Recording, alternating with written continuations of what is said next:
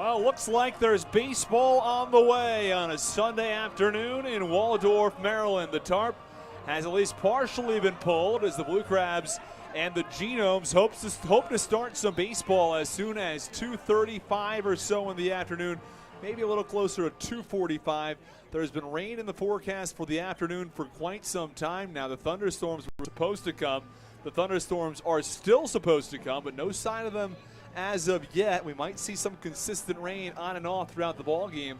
Either way, the plan as of right now is to start baseball right around 2:45 p.m. as the Blue Crabs and the Genomes will face off in Game 3 of this three-game set. I'm going to run you through the starting lineups, the defensive alignment, and the starting pitching matchup in just one moment. And for Game 3 of this contest, let's get you started with those starting lineups. Jack Sundberg gets things going for the Blue Crabs. Raul Schaub bats second. He's at second base. Braxton Lee in the 3 spot. He's in right field. Jared Walker bats fourth. He's the cleanup hitter. Alex Crosby in the 5 spot. And Zach Collier bats sixth. Joe DeLuca is the DH tonight, while Michael Baca bats eighth. It's Mike Falsetti who is in the 9 spot. He's doing the catching for the starting pitcher, Mitch Lamson. Now for the Wild Health Genomes, Luke Becker leads things off. Moises Sierra bats second. Chris Shaw is the 3-hitter. Chris Davis is the cleanup hitter tonight, while Jimmy Paredes is batting fifth. He's at third base. Yuri Perez bats sixth. Felix Pie is in the 7 spot.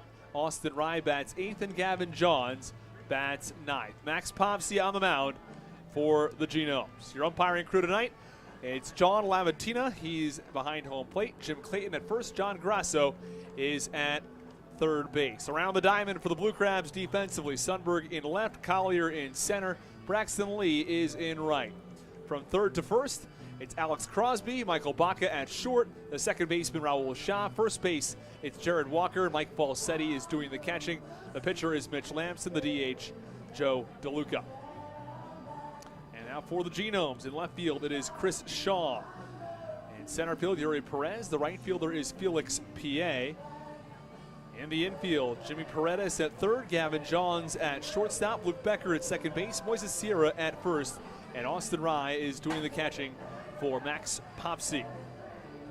Your umpiring crew today, as we mentioned already: John Lamatina, he's behind home plate, Jim Clayton at first, and John Grasso at third base. Your starting pitching matchup between Mitch Lamson and Max Povsey. We'll start with Povsey, the starting pitcher for the visiting Wild Health Genomes. Has a 6.01 ERA. His last time out, 6 innings, 5 hits, 2 runs, just 3 walks, and 9 strikeouts. He's pitched in the major leagues, though it was very brief.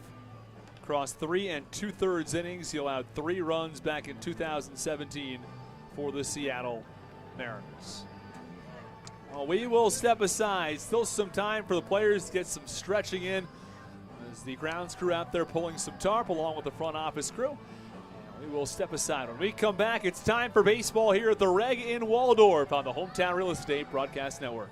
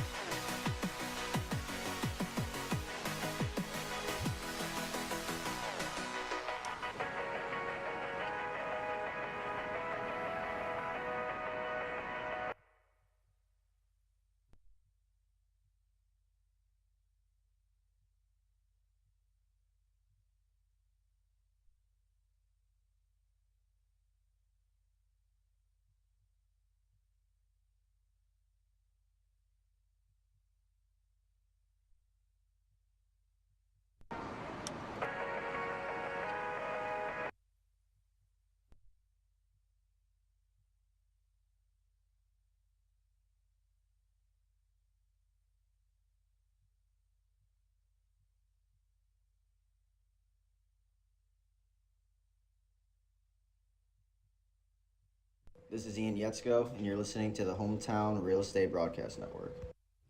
Are you in the market for a new roof? Well, give William Richmond Inc. a call and get serviced by Southern Maryland's premier roofing contractor. Locally owned and operated, William Richmond Inc. is licensed, bonded, and insured, and has a 5-star rating on HomeAdvisor. They care about their work almost as much as they care about your home. Call 443-432-3426 today for a free estimate, or go to williamrichmondinc.com. Don't forget to mention the Blue Crabs and save 10% on any service.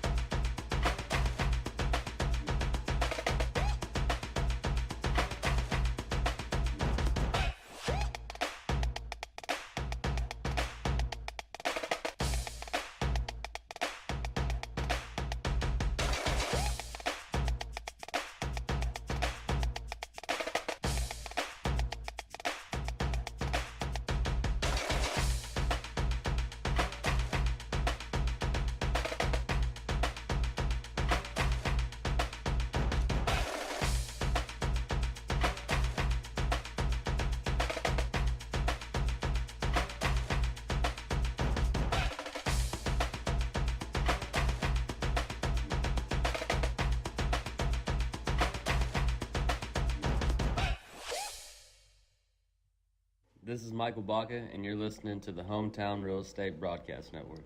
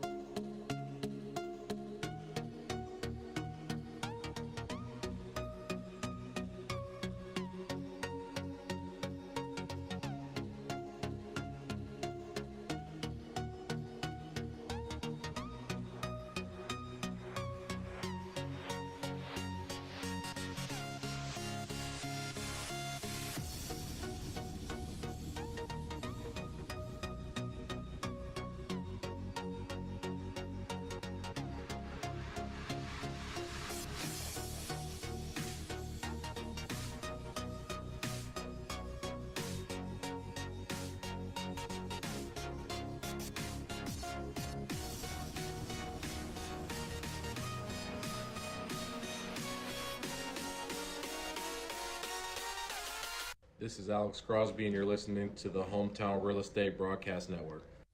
At Fairway Independent Mortgage Corporation, mortgages are what they do, not who they are. Fairway Mortgage Corporation is a proud partner of the American Warrior Initiative. A key part of this initiative is to educate, encourage, and inspire Americans to give back to our military. Visit their website at www.americanwarriorinitiative.com for more details. Our military fought to protect the American dream. Let's help them live it.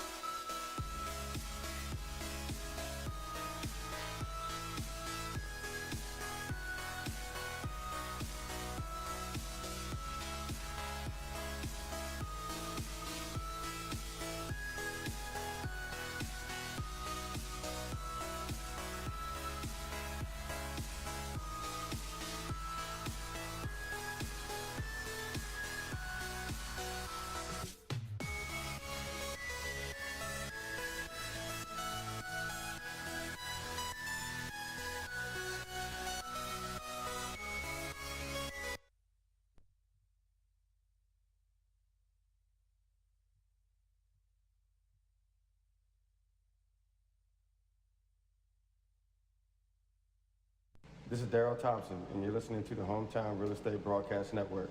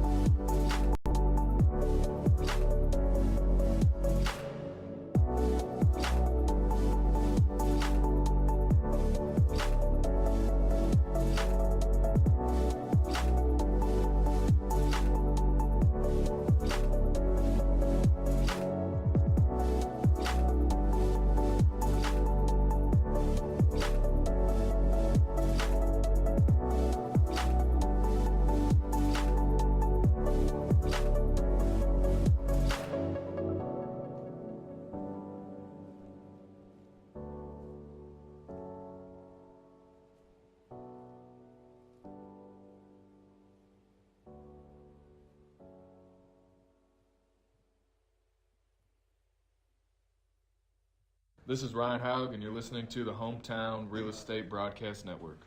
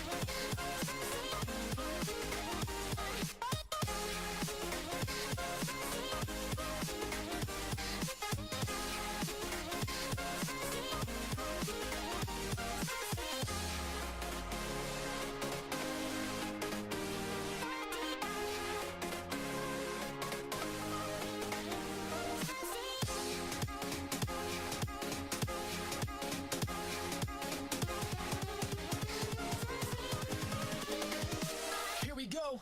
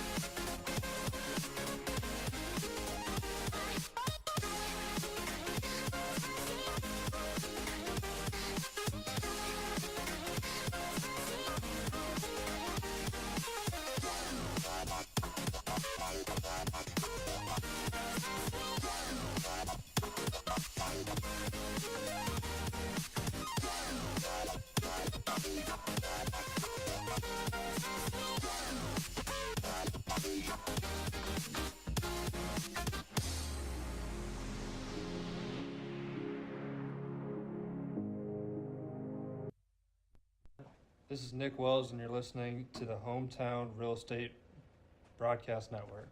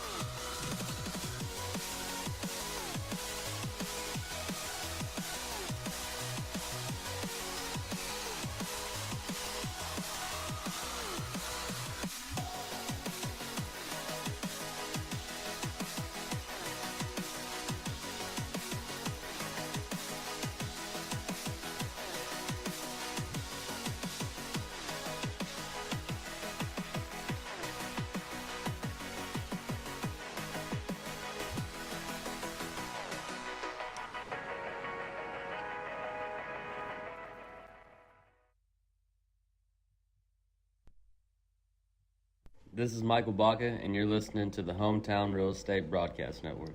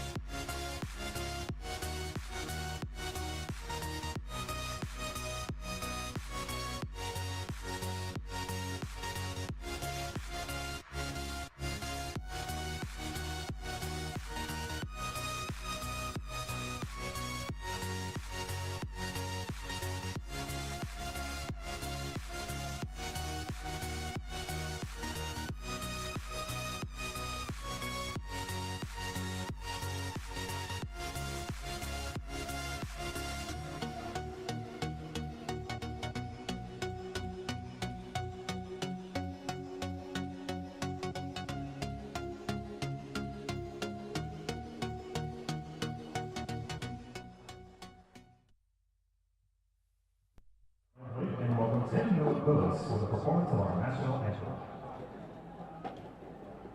Oh, say, can you see by the dawn's early light what so proudly we hailed at the twilight's last gleaming, whose broad stripes and bright stars through the peril.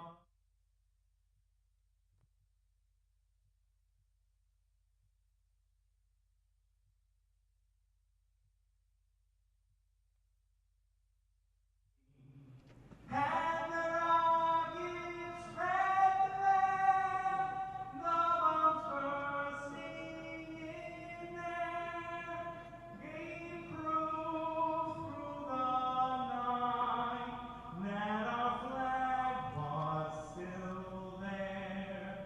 Oh, say does that star-spangled banner yet wave for the land of the free and the hope of the brave?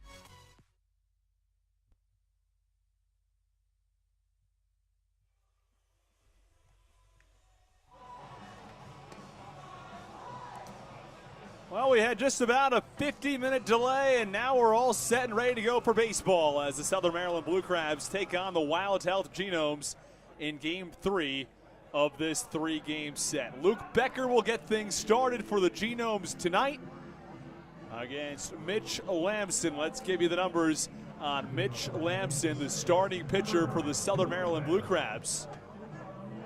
As Mitch Lamson comes in with a 6-7 record, a 4.11 ERA, but his numbers across the month of August have been especially good. In 14 innings across 2 starts, he's allowed just 9 hits, 2 runs, and 1 earned run. Went 7 shutout innings in his last home start against High Point. The first pitch fouled back by Luke Becker. The count 0-1. So in Game 1 of that doubleheader against the Rockers, a complete game shutout, 7 innings, 3 hits, 5 strikeouts. And the following game at Gastonia, 7 innings, 6 hits, 2 runs, just 1 earned. 0-1 pitch in there for a called strike. Count 0-2 now on Luke Becker. Clouds overhead. There might be a little more rain in the forecast, but for now, things have held off. 0-2 pitch. It's low. Count 1-2. 1 ball, 2 strikes on Luke Becker. Let's run you through the starting lineup in just one moment for the Wild Health Genomes. 1-2 pitch, line drive. This one headed to right center. It's Braxton Lee who glides in and makes the catch for the first down.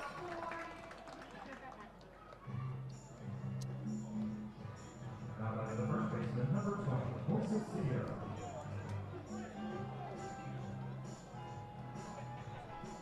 Here comes Moises Sierra. Let's bring you through that lineup now. Luke Becker, the leadoff hitter. Moises Sierra bats second. Chris Shaw is in the 3 spot. The cleanup hitter, Chris Davis. Jimmy Paredes bats 5th. Yuri Perez bats 6th. It's Felix Pierre in the 7 spot. Austin Rye bats 8th. And Gavin Johns bats 9th.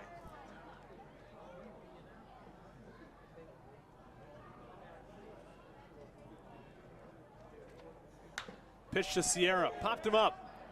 Shallow right field, long run for a few players. It's Shaw who ultimately drifts out there and makes the catch. And there are 2 away. Mitch Lamson has allowed a couple of weakly hit pop-ups to the right side. 2 up and 2 down.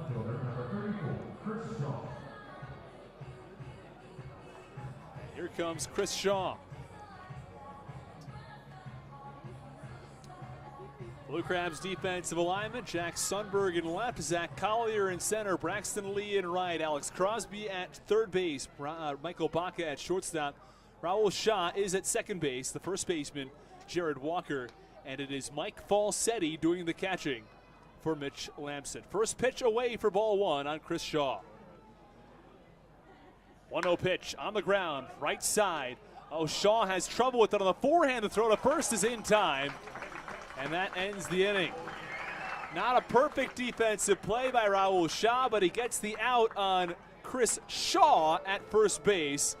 And the Wild Health Genomes are retired in order. Blue Crabs coming to bat in the bottom of the first when we come back. This is Alex Crosby, and you're listening to the Hometown Real Estate Broadcast Network. At Fairway Independent Mortgage Corporation, mortgages are what they do, not who they are. Fairway Mortgage Corporation is a proud partner of the American Warrior Initiative. A key part of this initiative is to educate, encourage, and inspire Americans to give back to our military. Visit their website at www.americanwarriorinitiative.com for more details. Our military fought to protect the American dream. Let's help them live it.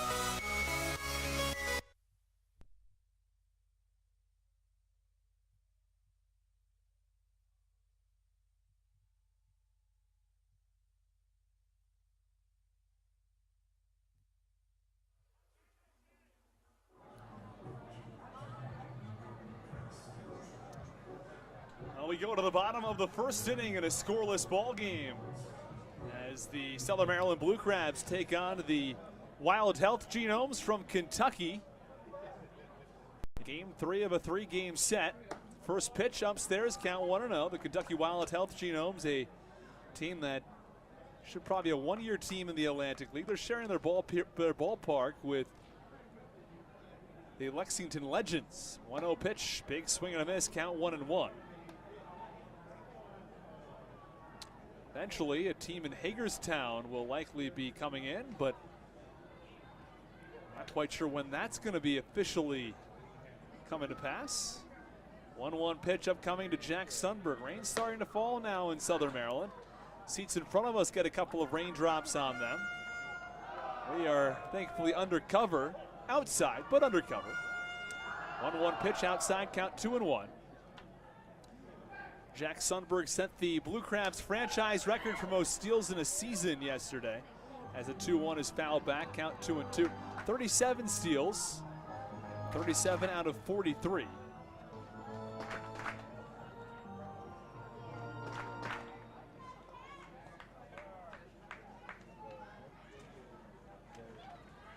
Here comes the 2-2 pitch. One foul back in the count, 3 balls and 2 strikes. Sundberg has walked 70 times. Blue Crabs franchise record at 76. It's the count, 2 balls and 2 strikes with nobody out in the bottom of the first inning. Well, a couple players who are awfully close to tying or beating that record. Pitch, line drive toward left. It's the left fielder, Chris Shaw, on the run, who tracks it down the third baseline for the first out. Had quite a ways to go, but he makes the catch out in the left field corner. There's one away. The second baseman, number 27, Raul Shaw. And Raul Shaw comes to the plate.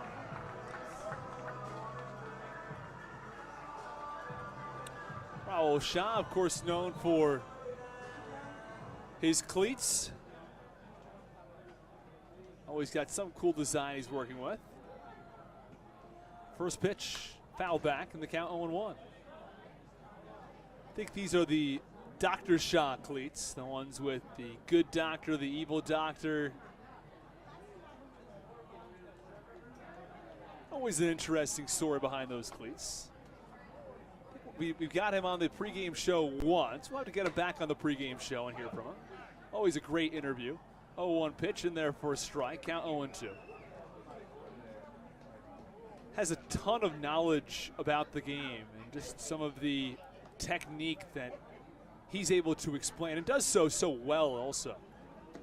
0-2 pitch, it's a little low, and the count 1-2. His ability to really simplify things but still get the message across and still teach a lot of fans something that they didn't know, and sometimes things that I hadn't heard of as well.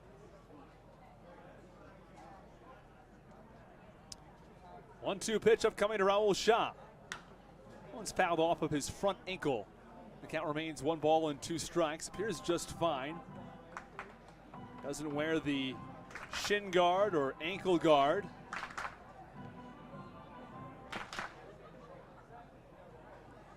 Raul Shaw will be followed by Braxton Lee. After this pitch, we'll run you through the Blue Crabs starting lineup and the numbers on Max Popsy.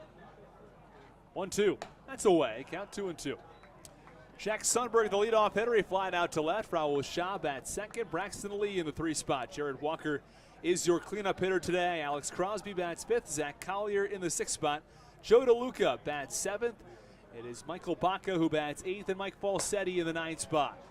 2-2 pitch, a little bit up in the count, 3-2. David Harris started in yesterday's ball game. Was 0 for 2, ran out a ground ball to first base, probably beat it out. Was called out at first base nonetheless by today's home plate umpire, John Lamantina. 3-2 pitch, grounded foul, first base side. Well, he came out of the ball game after running out that ground ball, and Matt Hibbert entered. And today, David Harris back off. He's been dealing with some hip issues.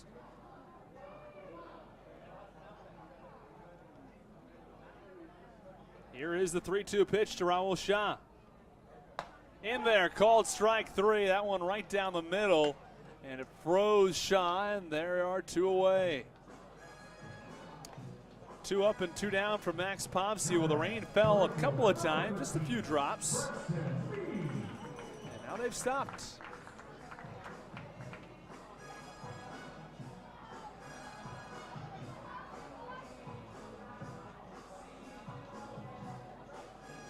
Braxton Lee will be followed by Jared Walker, if necessary. Lee hitting .321 on the season. First pitch called strike on Braxton Lee, and the count 0-1.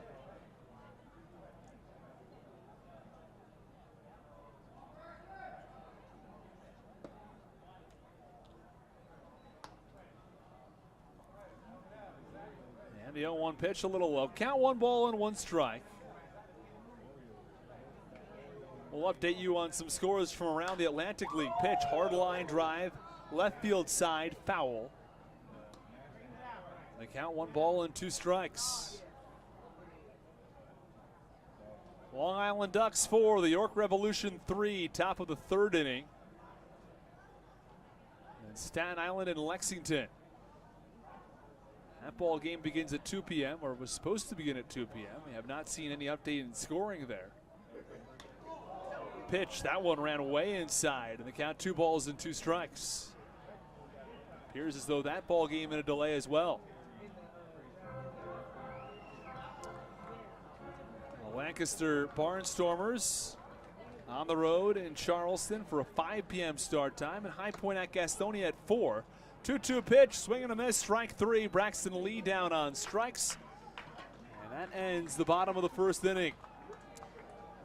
Jack Sundberg flies out to left. Shaw goes down looking. Lee goes down swinging. A 1-2-3 inning in the bottom of the 1st. We go to the top of the 2nd inning. This ball game scoreless from Regency Furniture Stadium. This is Daryl Thompson, and you're listening to the Hometown Real Estate Broadcast Network.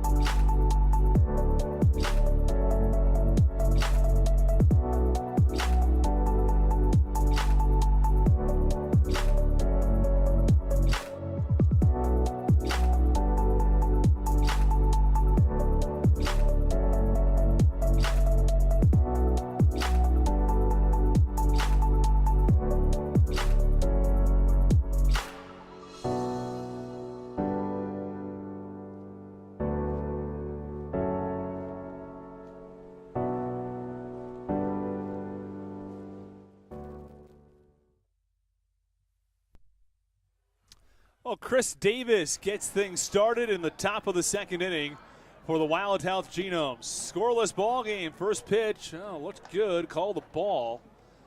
I couldn't tell you where it missed. Maybe a little bit outside. It looked pretty good, though, from Mitch Lamson. 1-0 pitch now from the lefty to the righty. And it's outside. Count 2-0.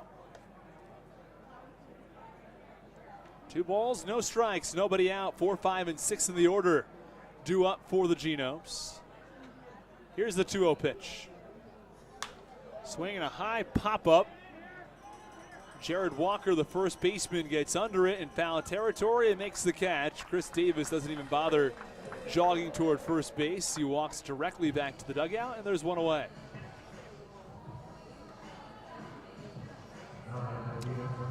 Here comes Jimmy Paredes.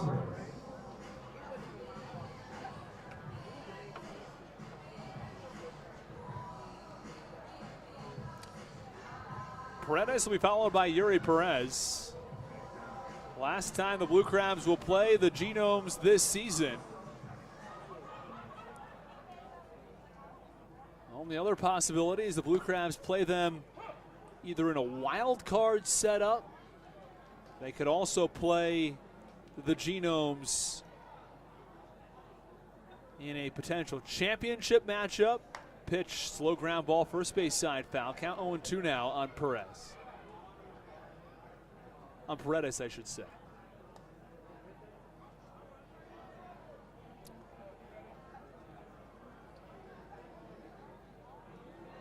The way the whole wild card situation works is a little tough. I mean, it's a lot of information there as the pitch is upstairs and the count 1 ball and 2 strikes. Gets past Falsetti, but luckily no one on base. Count 1 ball and 2 strikes. So back to that last point. If the same team wins the division title in both the first half and the second half, it goes to a wild card team. The 1-2 pitch, that's low, count 2-2. So if it just so happens that the second best team from each division have the next 2 best records, well, then you just play the team from your own division. But if one of the teams is from the other division, then you do have to have an inter-division matchup. As the 1-2 pitch, swing and a miss, Paredes down on strikes, and there are 2 away. It's the second strikeout of the game the first strikeout of the game from Mitch Lampson as Yuri Perez comes to the plate.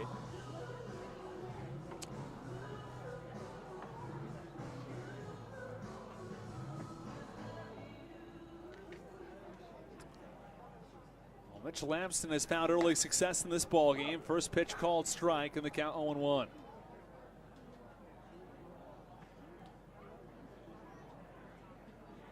A little bit of information on the velocity from the 2 starting pitchers. Pitch out back.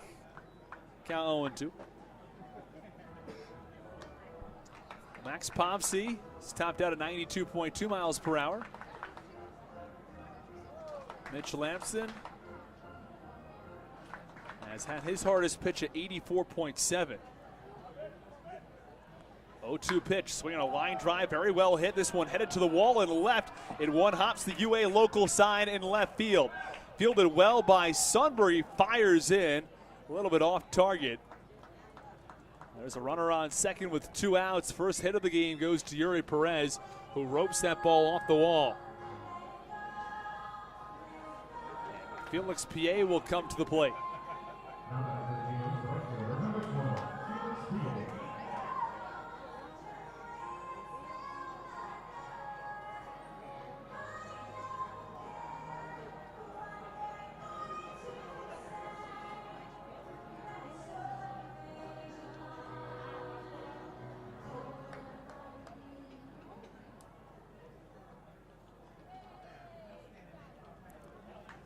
Lampson comes set. Here's the first pitch. Maybe a little inside on Felix Pie to chase them off the plate, though. And the count 1 ball and no strikes.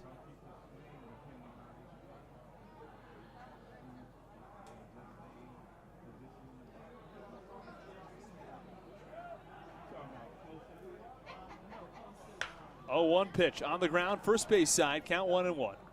1 ball, 1 strike, 2 outs. Genomes nothing, Blue Crabs nothing.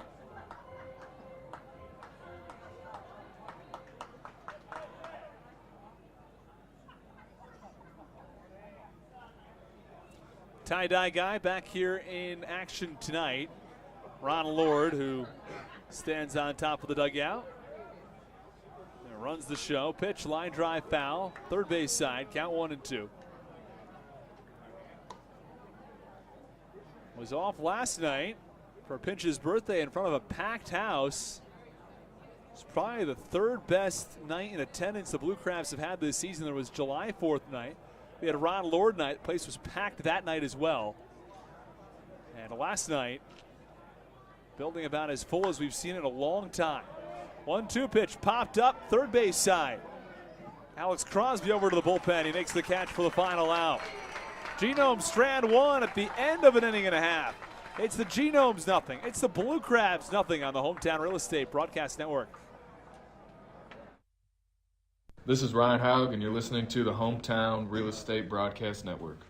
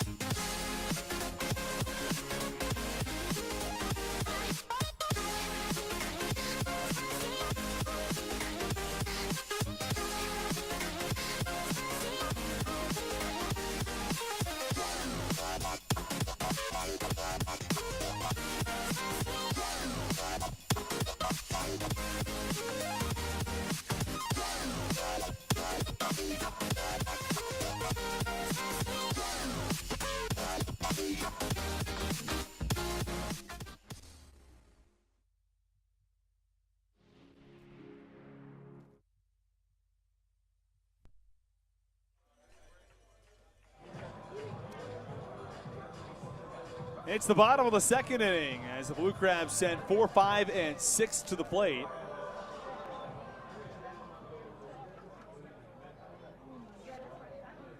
Alex Crosby, Zach Collier will follow Jared Walker. The first pitch, a call and strike on Walker, and the count 0-1. Blue Crabs fell last night 6-4. They had a 4-2 lead going into the 8th inning, but surrendered 4 runs. 0-1 pitch, hard ground ball foul. First base side. Count 0-2. Yesterday, Latos wasn't available. It's not entirely clear whether he's available tonight.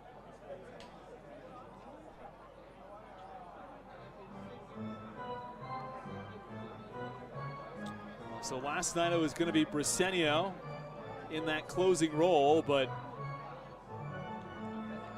didn't get a chance to even get there.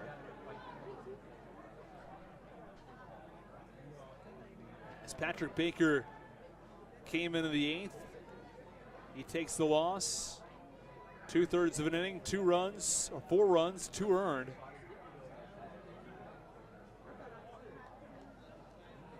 Blue Crabs were ahead 2-0, and trailed, or were ahead 4-2, and then trailed 6-4. Pitch, that's upstairs. Count 1-2 now on Jared Walker. Max Popsy threw 19 pitches in the first inning and was part of a 1-2-3 first inning at that. Struck out Shaw and Lee, got a fly out to Sundberg. 1-2 pitch, swing and a miss, strike 3. High fastball from Popsy. He sends down Jared Walker. There's 1 away.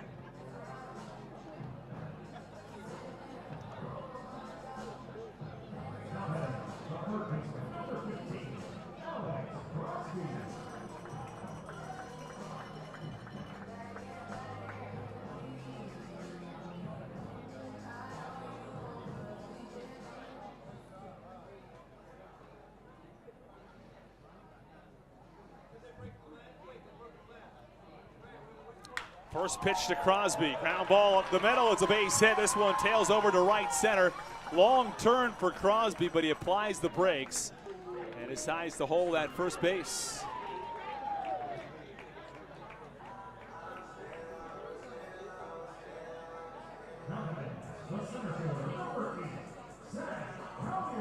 First hit of the day for the Blue Crabs on that ground ball single toward the middle.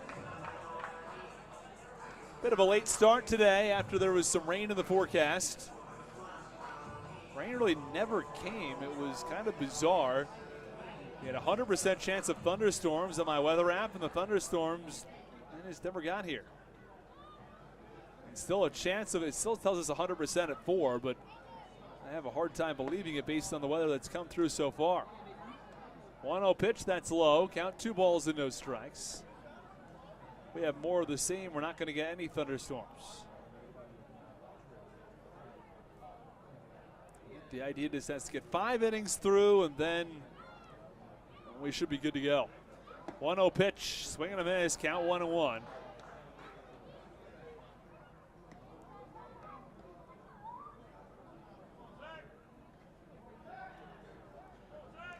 One ball, one strike, 1 out.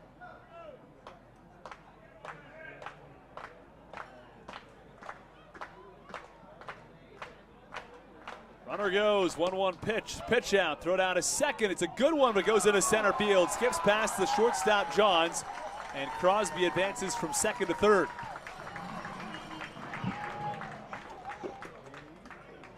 Let's see if that's going to go down as an error or not. E2 against the catcher Austin Rye. Former Blue Crab gets credited with an error.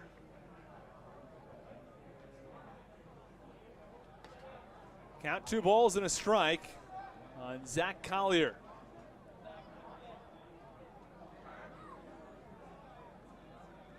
Runner on third base under gray skies.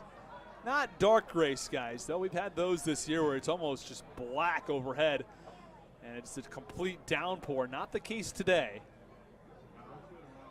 Pitch, hard ground ball. Oh, terrific play over at first base by Moises Sierra, fielding on the backhand and stepping on first base for the lead out, or for the out at first, I should say. That ball looked like it was marked for right field. Should have brought in Alex Crosby, but a terrific defensive play by Moises Sierra.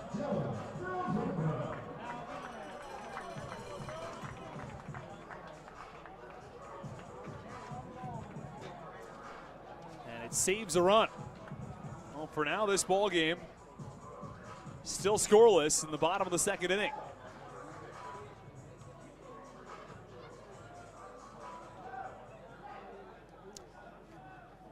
Well, here comes Joe DeLuca.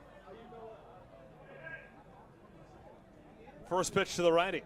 Breaking ball called strike.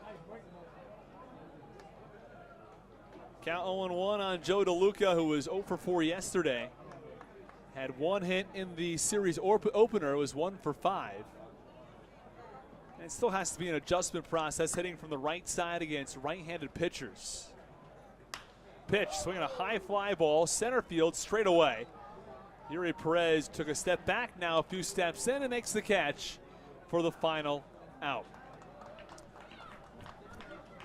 Max Popsy works around a 1-out single from Alex Crosby. At the end of 2 innings of play, the Blue Crabs nothing, and the Genomes nothing on the Hometown Real Estate Broadcast Network. Stick with us for a moment of silence for the missing in action and prisoners of war.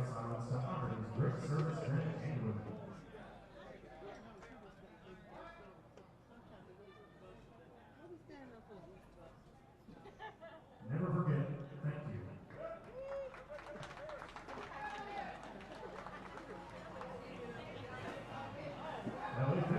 This is Nick Wells, and you're listening to the Hometown Real Estate Broadcast Network.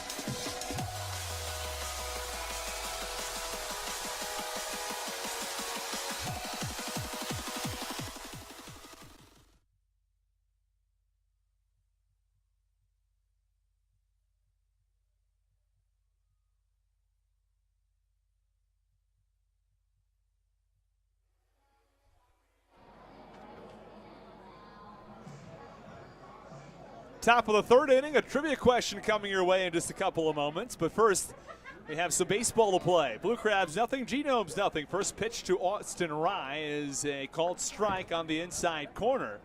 And the count 0-1. Austin Rye at the plate. Austin Rooney on the broadcast. Joined by Anthony, who is operating our camera switcher, and then Wes over here, who's operating our behind home plate camera. As the pitch in there for a called strike, count 0-2. 0-2 delivery, up and away, count 1-2. Well, Jack Sundberg, we mentioned it earlier, set the Blue Crabs franchise record for most steals in a season at 37. 1-2 pitch. Called strike 3. Big time punch out from the home plate umpire, John Lamatina. And Austin Rye goes out on a called strikeout. And the Hit the Road Jack song comes on. And Gavin Johns comes to the plate. All right, well, it's time for our trivia question. After Jack Sundberg set the single season franchise record for most steals in a season, for the Southern Maryland Blue Crabs, the question is, what's the most steals in Major League Baseball history in a single season? Pitch, ground ball down the third base line from Gavin Johns. Goes all the way into the corner. Sundberg waits for that ball to get to him after it trickles to the wall. And he fires into third base. And Gavin Johns has a one-out double in the top of the third inning.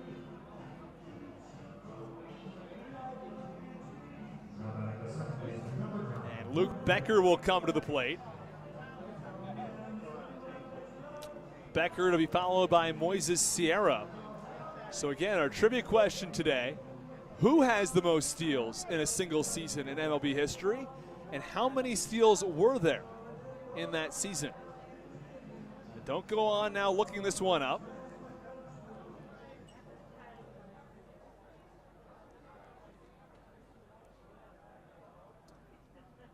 First pitch, called strike, and the count 0-1 on Luke Becker.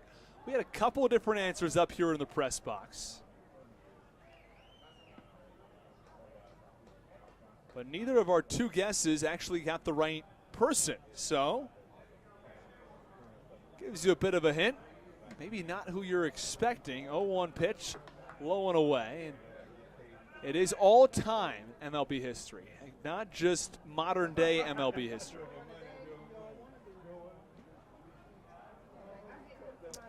Might have to put that thinking cap on. We'll accept a modern-day answer as well if you have the more modern steals record holder. A 1-1 pitch, a little bit low, count 2-1. But the player you're probably thinking of finishes in second place for the most steals in a season. 2-1 pitch, swing and a miss, count 2-2. 2 balls, 2 strikes, 1 out on Luke Becker.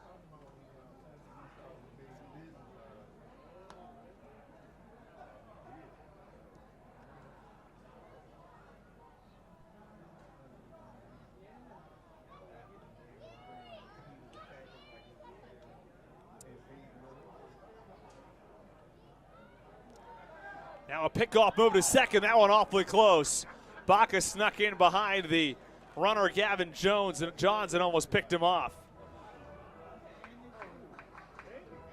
A very nice move by Michael Baca defensively, coming up behind Johns, who probably won't be going anywhere at this point. 2 balls, 2 strikes, 1 out pitch, that's away. Count 3-2.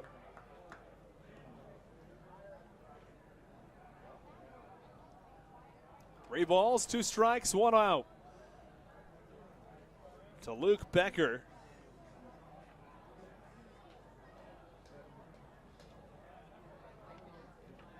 Lamson comes set. Here's the 3-2. That's low and in. It's ball 4. And there are runners on first and second now for Moises Sierra. On the season, walks have not been a major issue for Mitch Lamson. 35 walks across 124 innings. It's just about 2 walks per 9.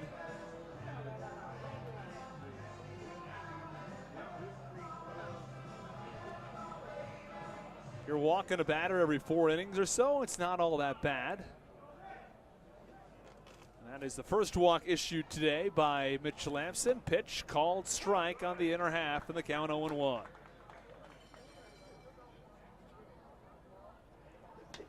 I'd say the biggest positive about this Blue Crabs pitching staff is the lack of walks they surrender.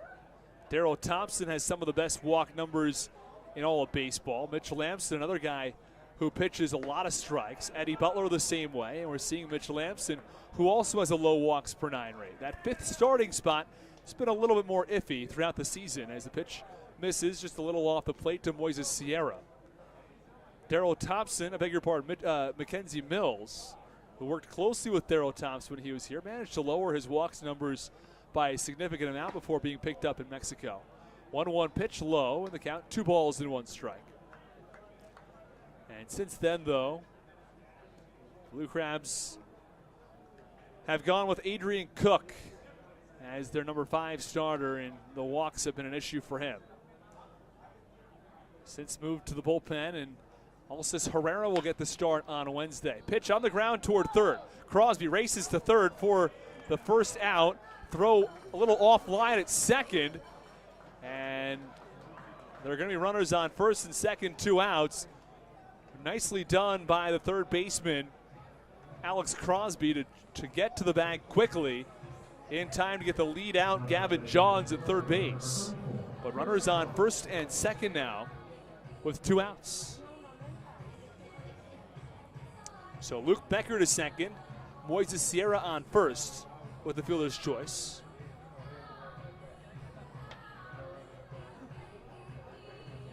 So after a strikeout looking from Austin Rye, a double to Gavin Johns, single from Luke Becker, and a fielder's choice from Moises Sierra.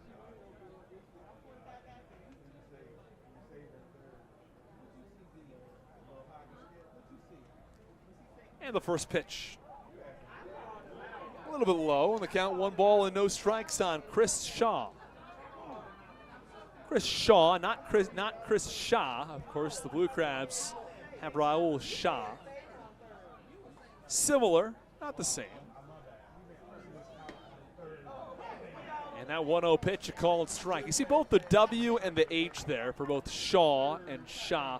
They're more like passive consonants. They're not all that active. Coming there at the end, just a little bit of a change in the pronunciation. Last inning we had Shaw, ground out to Shah. Pitch, called strike, and the count 1-2. A 4-3 put out. That was back in the first inning. 1 ball, 2 strikes, 2 outs, scoreless ball game. We'll write the trivia question in the YouTube chat in the middle of the 3rd inning if you haven't already answered it. We'll see if we can get as many of you to answer it as we can. 2 balls, 2 strikes on Chris Shaw. He followed by Chris Davis. Davis got the series started well. Pitch, line drive into right field, shallow. Rounding third, it's Luke Becker. The throw comes to third base, and they got him. Oh, what a play. The run's going to count at home, but a terrific throw from Braxton Lee to third base, and they get Moises Sierra trying to go first to third in a surprising play, as Braxton Lee clearly recognized did not have a play at the plate. He fired to third, got it there on 1 hop, and Alex Crosby with an acrobatic move to tag out Moises Sierra going to third base. Well, the Genomes strike first in the top of the 3rd on the final play of the inning. Blue Crabs come to bat when we come back in the bottom of the 3rd inning. This is Ian Yetzko, and you're listening to the Hometown Real Estate Broadcast Network. Are you in the market for a new roof? Well, give William Richmond Inc. a call and get serviced by Southern Maryland's premier roofing contractor. Locally owned and operated, William Richmond Inc. is licensed, bonded, and insured, and has a 5-star rating on HomeAdvisor. They care about their work almost as much as they care about your home. Call 443-432-3426 today for a free estimate or go to WilliamRichmondInc.com. Don't forget to mention the Blue Crabs and save 10% on any service.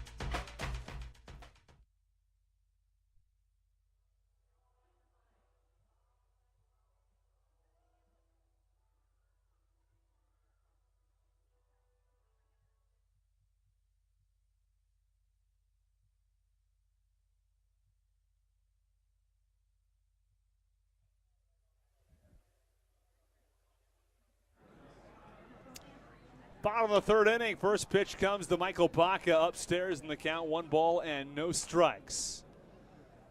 Michael Baca followed by Mike Falsetti and Jack Sundberg. 1-0 pitch on the ground, foul, third base side.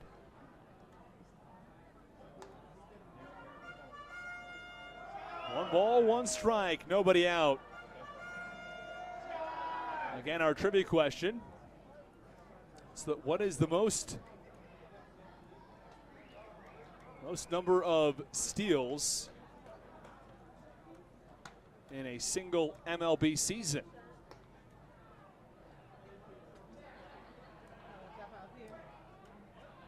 And who had the most steals? Comment in our YouTube chat. If you'd like, give us a year as well.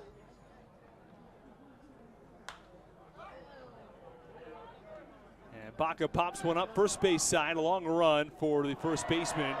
That one finds the C. A fan seems to have made a really nice grab. Moises Sierra couldn't make the catch, but a fan did.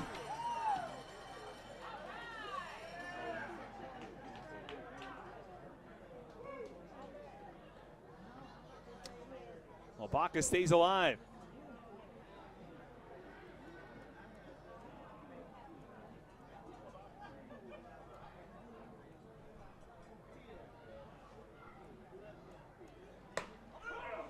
And the 2-2 pitch, called strike 3. Someone yelled, no, that's too high.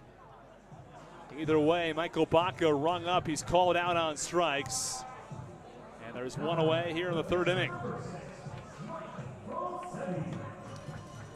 That's 4 strikeouts for Max Popsy through just 3 1/3 innings. Blue Crabs have just 1 hit. It was a single from Alex Crosby, who was stranded on third base after he stole second in the throwing error by Austin Rye. Pitch to Falsetti. That's upstairs. Count 1-0.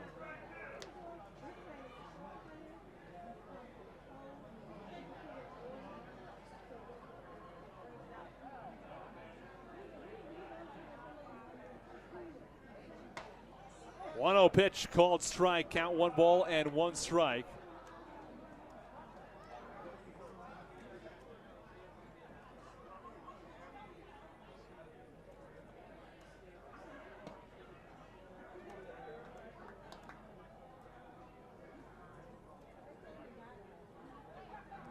So our official trivia question is now posted in the chat. Who has the most steals in a single season in MLB history? How many steals did he have in that season? As the count now 2 balls and 2 strikes on Falsetti.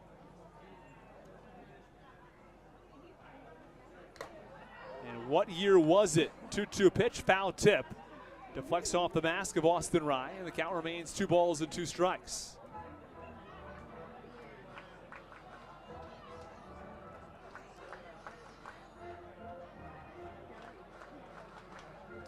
So a 3-part trivia question.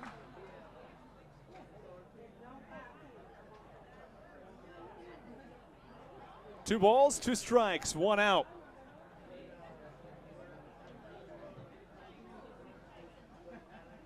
Two offering to Falsetti. That's away. Count 3-2. So Blaine wrote 132 from Ricky Henderson.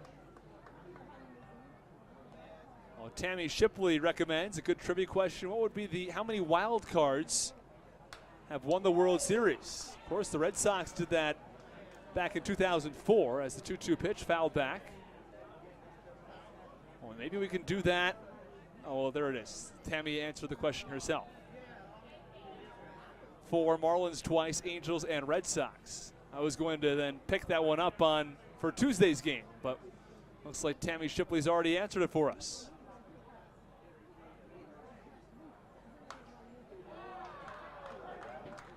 Pitch to Falsetti, foul back. Count 3-2.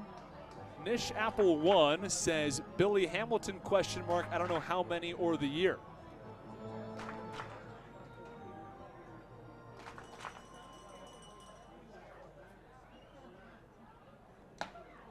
Pitch, swing and a miss, strike 3. Falsetti going down swinging. And there are 2 away, back-to-back strikeouts from Max Povsey.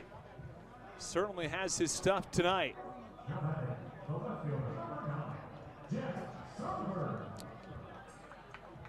Billy Hamilton topped out at 59 steals in 2017, is not the record holder. He's the most recent record holder.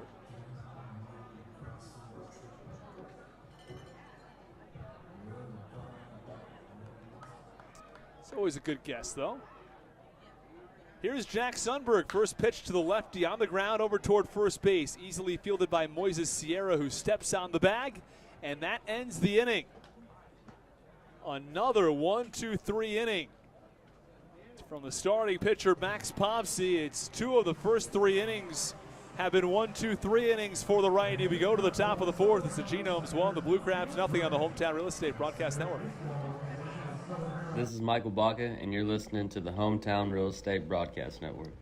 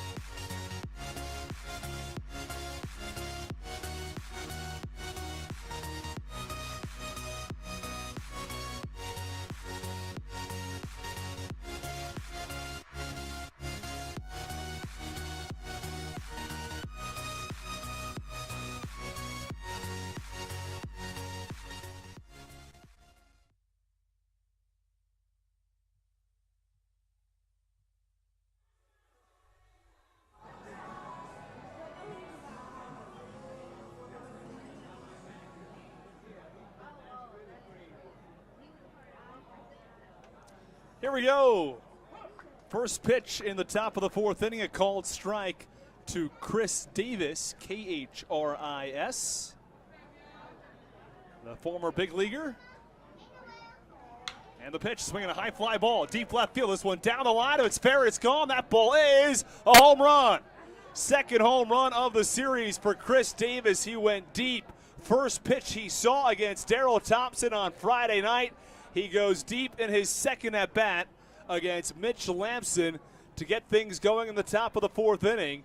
And the Wild Health Genomes take a 2-0 lead. Well, going back to the top of the third inning, there were 2 runners on base. If Chris Shaw had reached, we had seen the same thing from Chris Davis. This ball game could look very different, but a home run from Chris Davis nonetheless. That's his 14th of the year. First pitch swinging from Jimmy Paredes. That one had a lot of side spin on it. Might have hit his foot. Either way, found its way into foul territory, and the count 0-1 down that third base line. That ball was smoked off the bat of Chris Davis. Over the wall in left field, just inside that left field foul pole.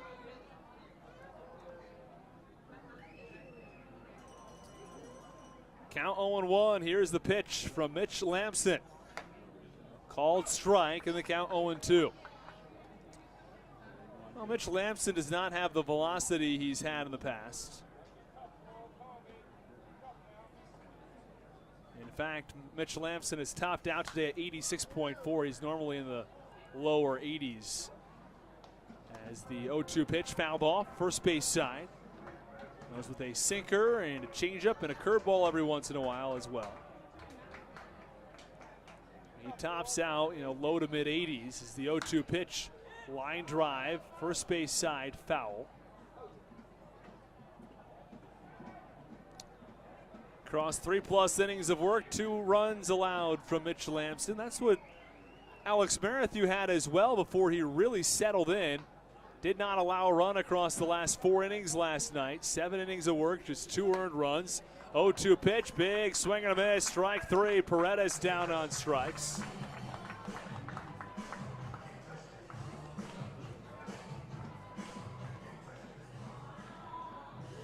Here comes Yuri Perez, who had the first hit of this ball game. It was a double back in the second inning. Perez will be followed by Felix Piet. Had a little drizzle of rain moments ago, but all things considered, considering how bad the weather was supposed to be, what we've seen has been virtually nothing. Pitch in there for a called strike. The count 0-1. My AccuWeather app tells me rain ending in about a half hour. I'm not sure the rain ever started, so I'm not sure how it can end if it didn't start. As the first pitch, or the 0-1 pitch, I should say, in there for a strike, and the count 0-2.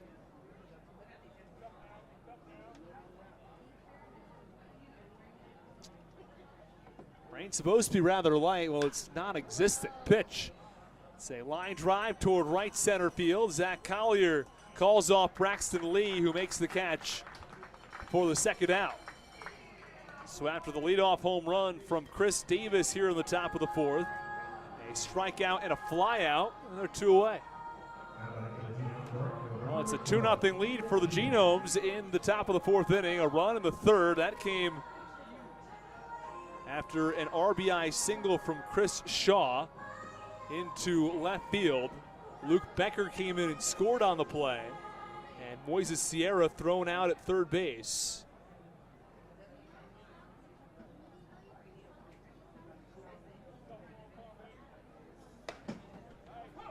And the pitch to Felix Piet in there for a called strike. It was an outfield assist from Braxton Lee. Going back to what I said earlier, though, if Moises Sierra had stayed at second base and Chris Shaw stays at first base, it's a 1-0 game. You have runners on first and second, and you have Chris Davis who comes to the plate. Instead of that being a solo home run, that could have been a 3-run shot, which would have completely changed this ball game. 0-2 popped it up, foul territory. Crosby gave initial chase, then he stopped, and that ball falls in the field of play, but foul. And the count remains no balls and 2 strikes on Felix Piet.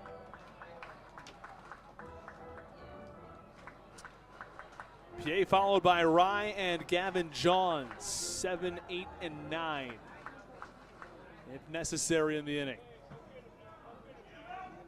Lefty-lefty matchup, 0-2 pitch, low and away, count 1 ball and 2 strikes.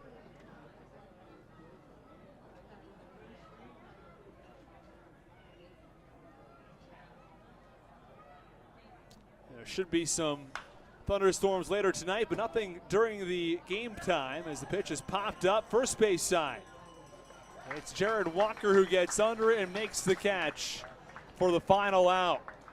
Well, Mitch Lamson surrenders a leadoff home run, and then the Wild Health Genomes go down in order from there. At the end of 3.5 innings of play, it's the Blue Crabs nothing, it's the Genomes 2 on the Hometown Real Estate Broadcast Network. This is Alex Crosby, and you're listening to the Hometown Real Estate Broadcast Network. At Fairway Independent Mortgage Corporation, mortgages are what they do, not who they are. Fairway Mortgage Corporation is a proud partner of the American Warrior Initiative. A key part of this initiative is to educate, encourage, and inspire Americans to give back to our military. Visit their website at www.americanwarriorinitiative.com for more details. Our military fought to protect the American dream. Let's help them live it.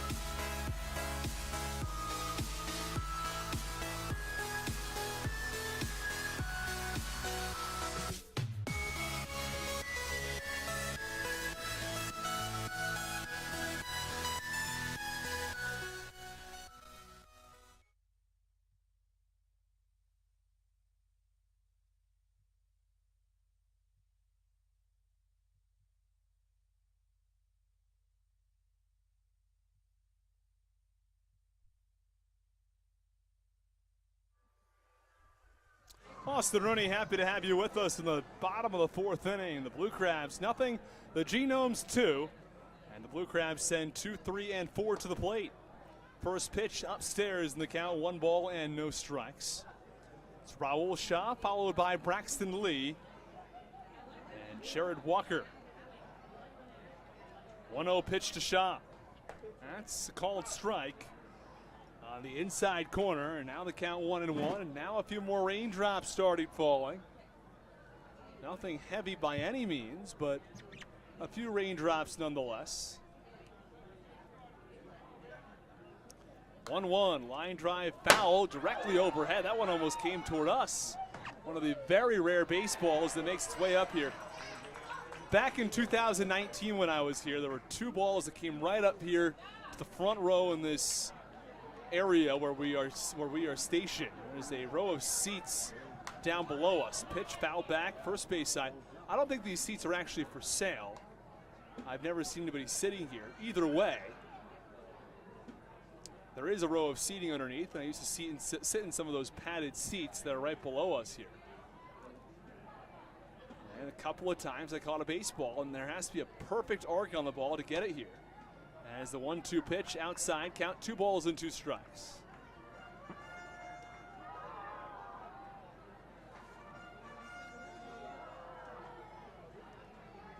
Raul Shaw, Braxton Lee, and Jared Walker to the plate.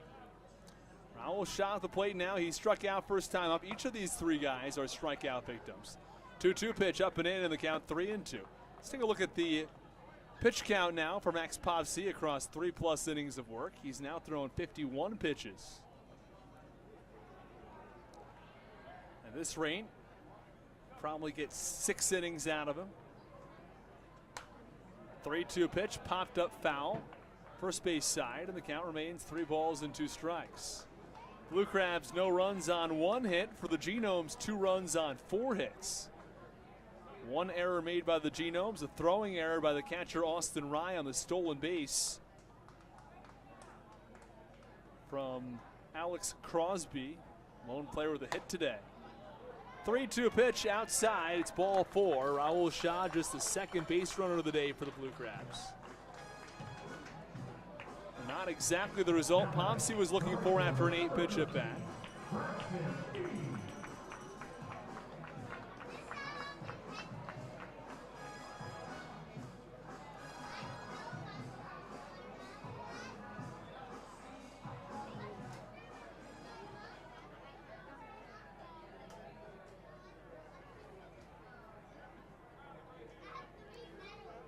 Well, the first pitch comes to Braxton Lee. It's low and in the count, 1 ball and no strikes. 1 ball, no strikes, nobody out. Raul Shaw on first base, Braxton Lee at the plate. 1-0 delivery. Check swing, pitch low, and the count 2-0.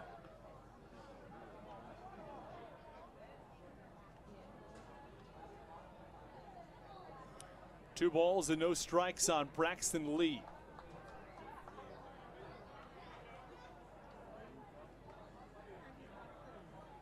And the pitch, that's upstairs. Count 3 balls and 2 strikes. 3 balls and no strikes, I should say. Povsey having some trouble finding the zone against the first 2 batters. There were 4 strikes thrown, including the foul balls in that first at bat to Shaw, but 4 strikes and 4 balls, but now 3 balls and no strikes. So the 11 pitches, 7 balls, 3 O's in there for a called strike, so the count 3-1 now.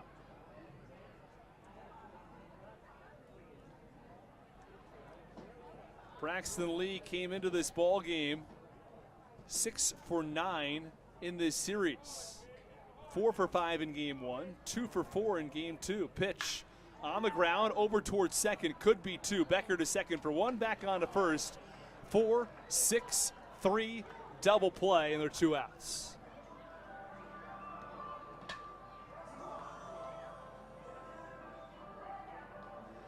And Jared Walker will come to the plate. Walker 0 for 1 with a strikeout.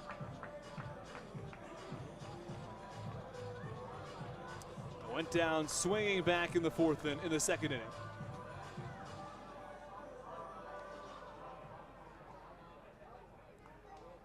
So far, 5 strikeouts for Povsey across 3 2/3. First pitch popped up foul overhead. This one falls directly on top of the roof and rolls down underneath. Always got to be careful about the balls coming off the ceiling.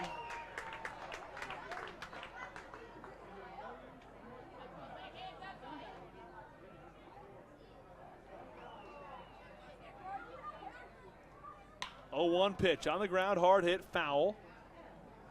First base side, count 0-2. No balls, 2 strikes, 2 outs. It's the Genomes 2, it's the Blue Crabs nothing under cloudy skies on a Sunday afternoon. Let's get a couple more guesses in here. Tammy Shipley says she's going to guess 140. No idea who, maybe Ricky Henderson. The Legend of Delanitis says, I think 182, no idea who. A little bit of rhyming comes in there. I don't know if there was any rhyme intended. Again, our trivia question, who has the most steals in a single season in MLB history? How many steals did he have and what year was it? 0-2 pitch, swing and a miss, strike three. Jared Walker down swinging, and that ends the bottom of the fourth inning. We go to the top of the fifth, another 1-2-3 inning from Max Popsy as the Blue Crabs trail the Genomes 2-0 on the Hometown Real Estate Broadcast Network. This is Daryl Thompson, and you're listening to the Hometown Real Estate Broadcast Network.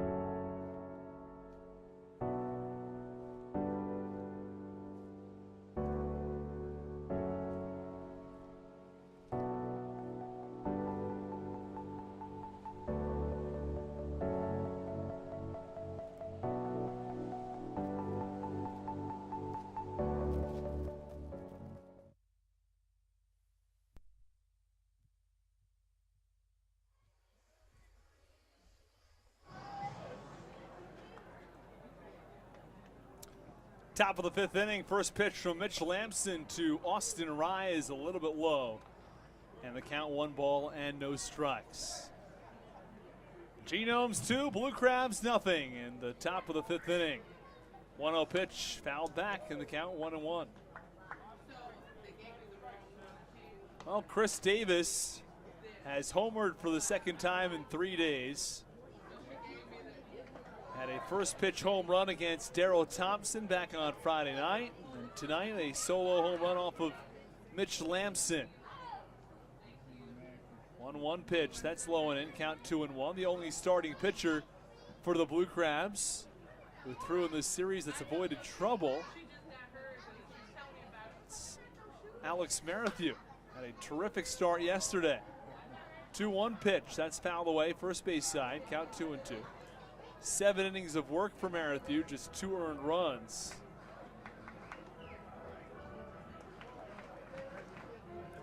And Merrithew's really found himself in a spot where he's become that number 2 starter, not only in the order, but just as far as consistency is concerned.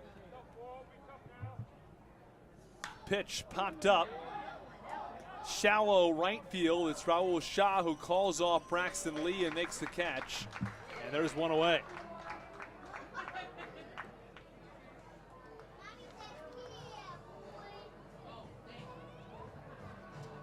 And Gavin Johns will come to the plate.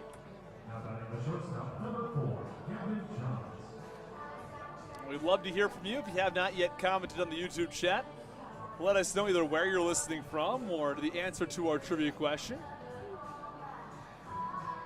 I always love seeing the answers on the YouTube chat, on our YouTube stream. And the pitch to Gavin Johns, big wave and a miss, count 0-1. Our broadcast also available on video via Facebook.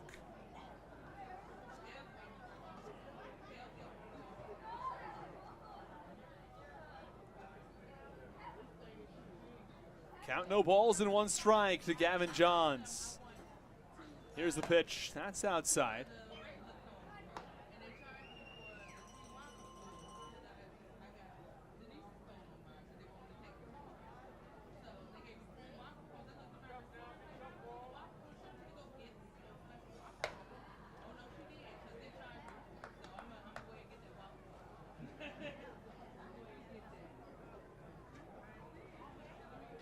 And the pitch to Johns. That's away. Count 2 balls and 1 strike now on Johns. The offering. That's low and away. Count 3 and 1.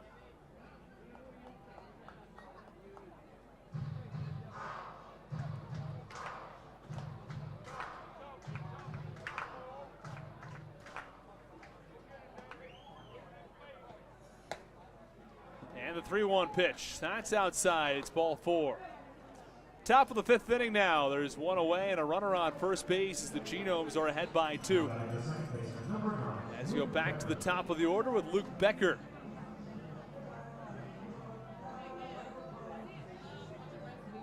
We will accept answers for our trivia question up until the top of the 6th inning. We'll give you your answer. Let's take you around Major League Baseball scores after the first pitch comes to Luke Becker. All but 1 game in progress right now. As the first pitch is in there for a called strike. The count, no balls and 1 strike with 1 out and a runner on first base. Top of the 7th inning, the Reds over the Pirates 7-5. In the bottom of the 5th, it's the Phillies on top of the Mets 7-4.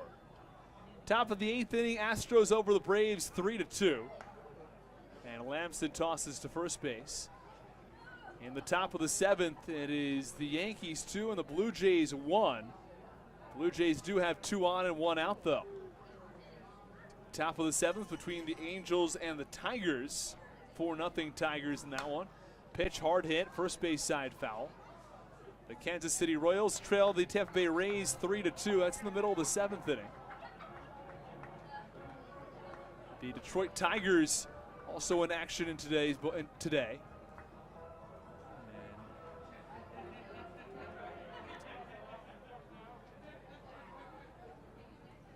Tigers on top of the Angels 4-0. The Twins trailing the Rangers 1-0 as the 0-1 pitch was there for a strike on Becker. The count 0-2. Cubs over the Milwaukee Brewers 2-0 in the bottom of the 6th inning. Rockies down by 2 to the Giants in the 4th. The 0-2 pitch popped up over to the right field side. A play for Raul Shaw, who slides and can't come up with it. That may have been Jared Walker's ball, but Raul Shaw called him off, and he slides, and it pops in and out of his glove, and the count remains 0-2. Runner on first base. It's Gavin Johns, who reached on a walk.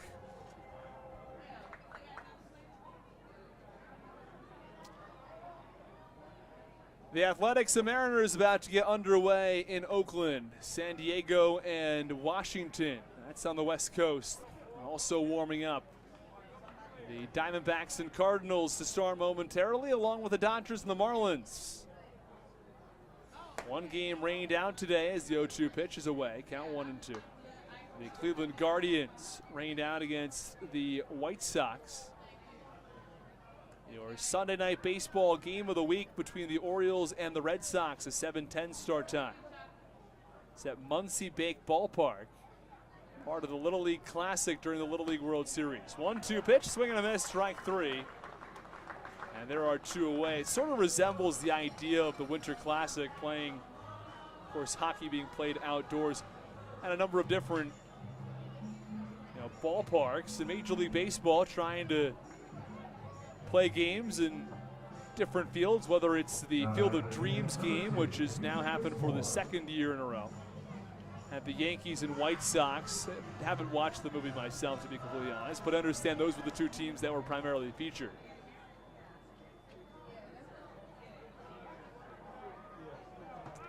And the toss to first base. Chases Luke Becker back to the bag.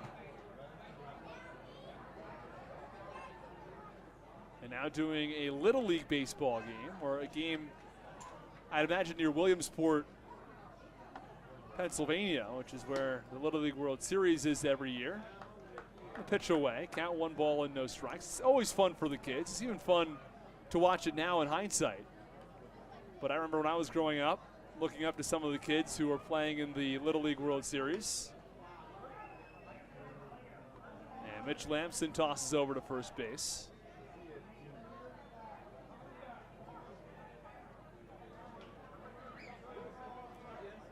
And the whole shorter field and short base paths makes the game very exciting. 1-1 pitch, or 1-0 pitch in there for a called strike on Demetrius Moorer. And the count 1-1.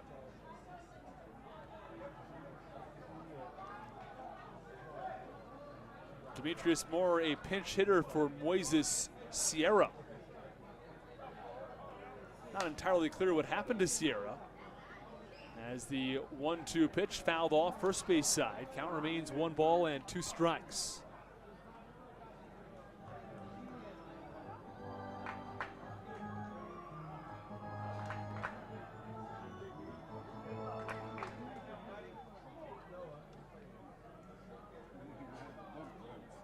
Moorer will be followed by Chris Shaw if necessary. 1-2 pitch, that's up and in. Count remains 1 ball and 2 strikes.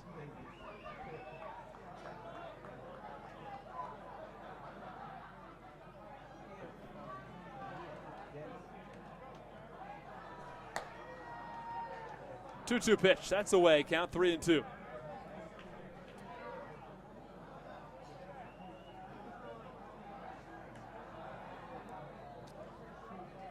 Chris Davis in the hole. Not hitting his traditional 247 that he hit for 4 consecutive years on the button. Pitch fouled back.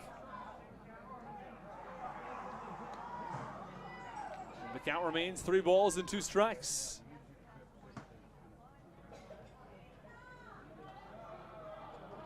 Three balls, 2 strikes, 2 outs, 2-0 Genomes in the 5th. Blue Crabs have just 1 hit across the first 4 innings. 3-2 pitch, strike 3, swing and a miss. Moorer down swinging. We're halfway done at the Reg in Waldorf. It's the Blue Crabs nothing. It's the Genomes 2 on the Hometown Real Estate Broadcast Network.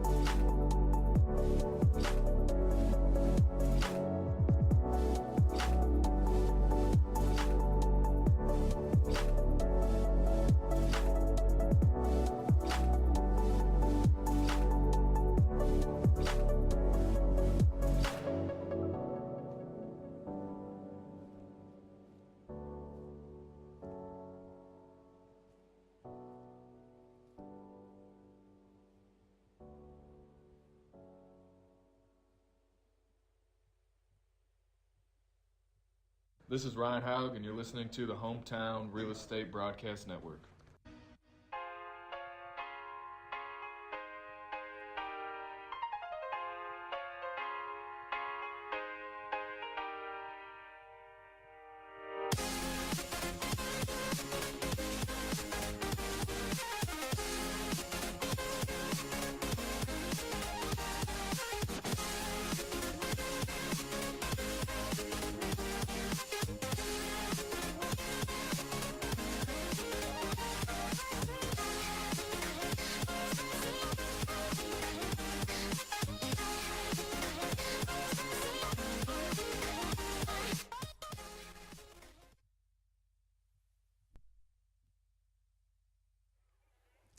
Well, we are back in the bottom of the fifth inning. The first pitch to Alex Crosby is a called strike on the outside corner. And the count, no balls and one strike. Genomes 2, Blue Crabs nothing. Max Pobsy, the righty and the lefty Crosby, and the pitch is low and in. A check swing. They motion down to third base, and the third base umpire, John Grasso, says no, he didn't go.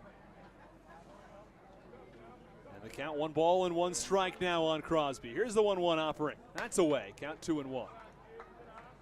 Crosby singled his first time up. He has the lone hit for the Blue Crabs here in the bottom of the fifth.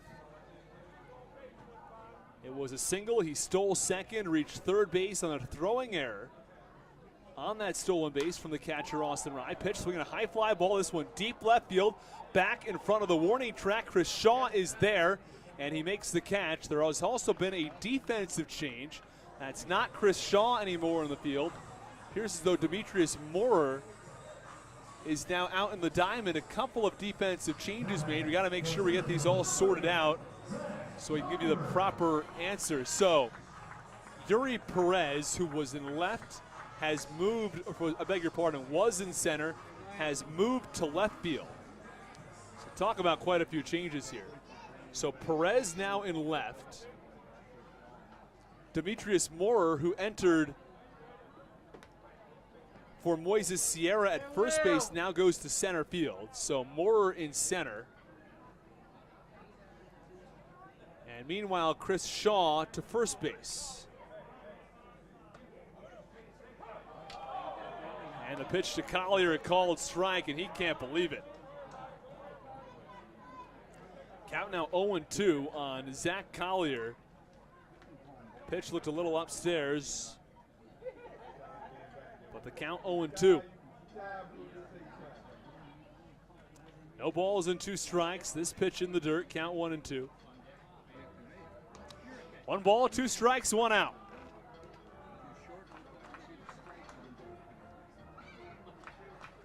Deep fly out to left from Alex Crosby.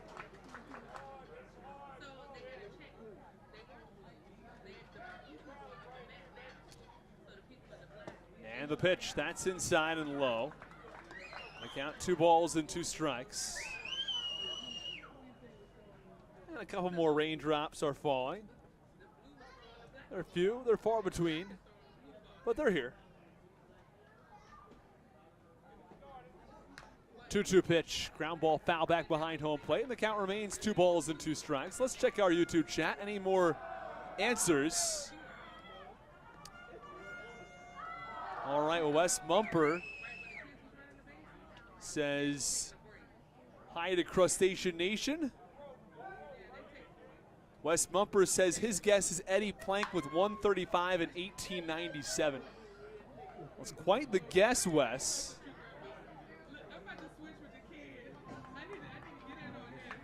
The legend of Delanitis says he thinks 182 in 2007. Hasn't given us a name. Tammy Shipley says that I need to watch the movie The Field of Dreams. Maybe I'll do that. You know, we've got a little extra time today and tomorrow with the off day. Maybe I'll get around to doing that. We'll have to see. No guarantees.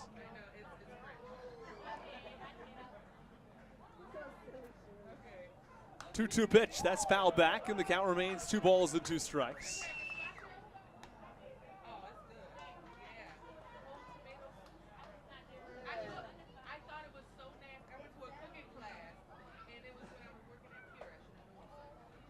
Two balls, 2 strikes, 1 out. It's the Genomes who have a 2-0 lead over the Blue Crabs. Pitch to Collier. That's away. Count 3-2. Collier grounded out to first base his first time up. Just 2 base runners allowed by Max Pobsy up until this point.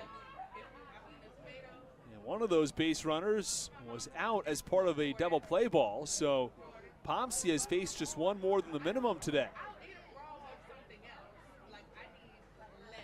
The pitch, swing and a miss. Strike 3, breaking ball low and out of the zone. And there are 2 away on the strikeout to Zach Collier. 4 2/3 innings of work from Max Pobsy.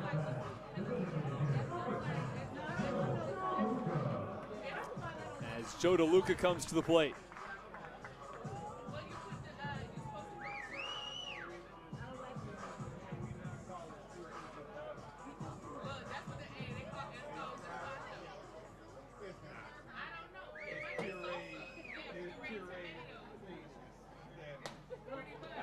And the first pitch called strike to Joe DeLuca. Looks like we're clear the rest of the night from rain. And we got basically, well, nothing. I mean, there was a 100% chance of thunderstorms at 2, 100% at 3. There wasn't a thunderstorm in sight. The pitch, that's inside to Joe DeLuca, count 1-1. I'll tell you what, usually the weather app, it's pretty good. I mean, it's not always going to get it right, but it's pretty good. Today, not even close. I mean, it's cloudy, but it was calling for a half-inch of rain. We didn't get anything. 1-1 pitch, that's low, count 2-1. It's like calling for like 6 inches of snow and not getting a single snowflake. I mean, come on.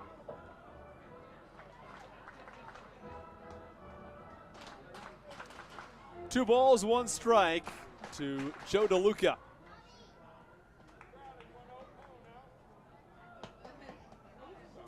Here's the pitch.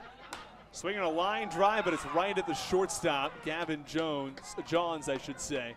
And that ends the bottom of the 5th inning. Another 1-2-3 inning. The Blue Crabs go down in order. It's the 4th 1-2-3 inning of the ball game for Max Pomsey, who continues to roll. At the end of 5, it's the Blue Crabs nothing. It's the Genomes 2 on the Hometown Real Estate Broadcast Network. This is Michael Baca, and you're listening to the Hometown Real Estate Broadcast Network.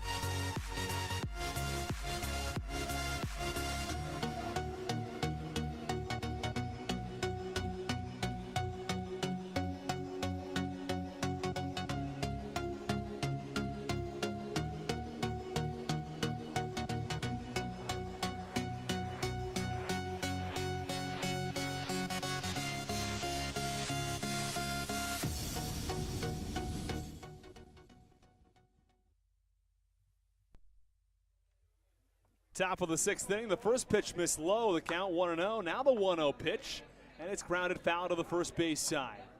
2-0 Genomes in the top of the 6th inning. This is when we said we're going to get to our trivia question, and the answer to our trivia question. So let's get those final guesses in. We'll give you the answer with 2 outs. As the 1-1 pitch in there for a called strike. Count 1 ball and 2 strikes.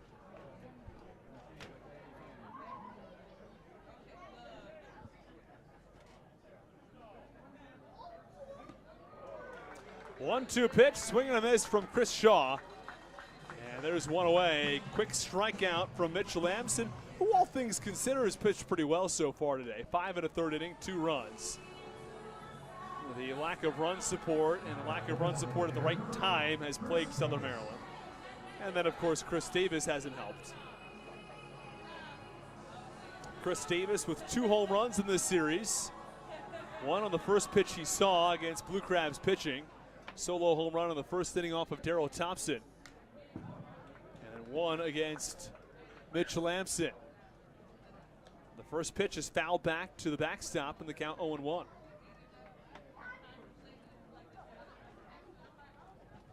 I'm not sure his home run balls were as hard hit as Edwin Espinal's from Charleston, but still well hit. 0-1 pitch, that's low. Count 1 ball and 1 strike.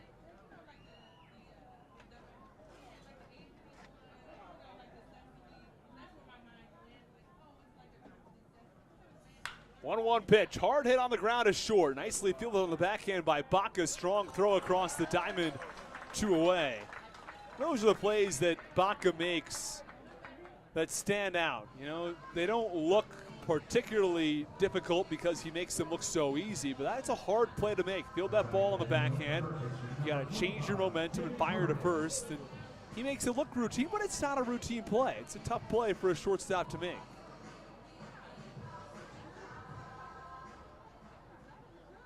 Two away in the top of the 6th. First pitch popped up from Jimmy Paredes. It's the shortstop, Baca. We were about to give you our answer, but you can't give an answer when Jimmy Paredes swings to the first pitch. Well, that ends the top of the 6th inning. When we come back in the bottom of the 6th, we're going to give you your answer. So please, if you didn't answer already, go in the YouTube chat, answer our trivia question. The question is, who has the most stolen bases in a single season in MLB history? How many stolen bases were there? What year was it? Go ahead and give us your answer. When we come back in the bottom of the 6th, we'll have the answer for you on the Hometown Real Estate Broadcast Network.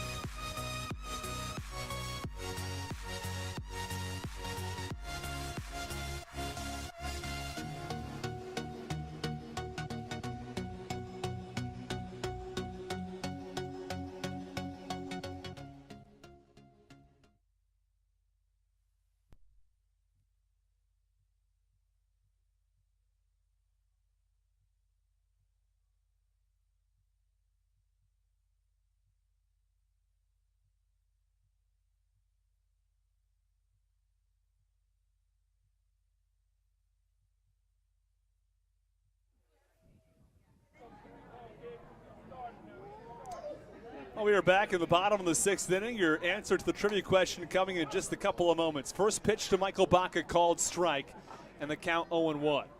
We've got a comment from Stephen Hopkins who says that Ricky Henderson broke Lou Brock's 1974 record in 1982 of 122 steals.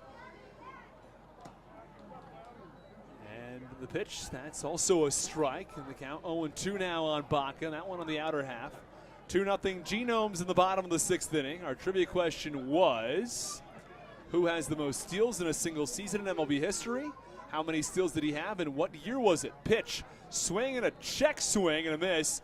And a pitch low in the dirt, and Michael Baca goes down on strikes. There is one away. So time to get to your answers here. Nish Apple says Billy Hamilton. I don't know how many or the year. Well, there are 2 Billy Hamiltons, in fact. The question is, which one are you looking for?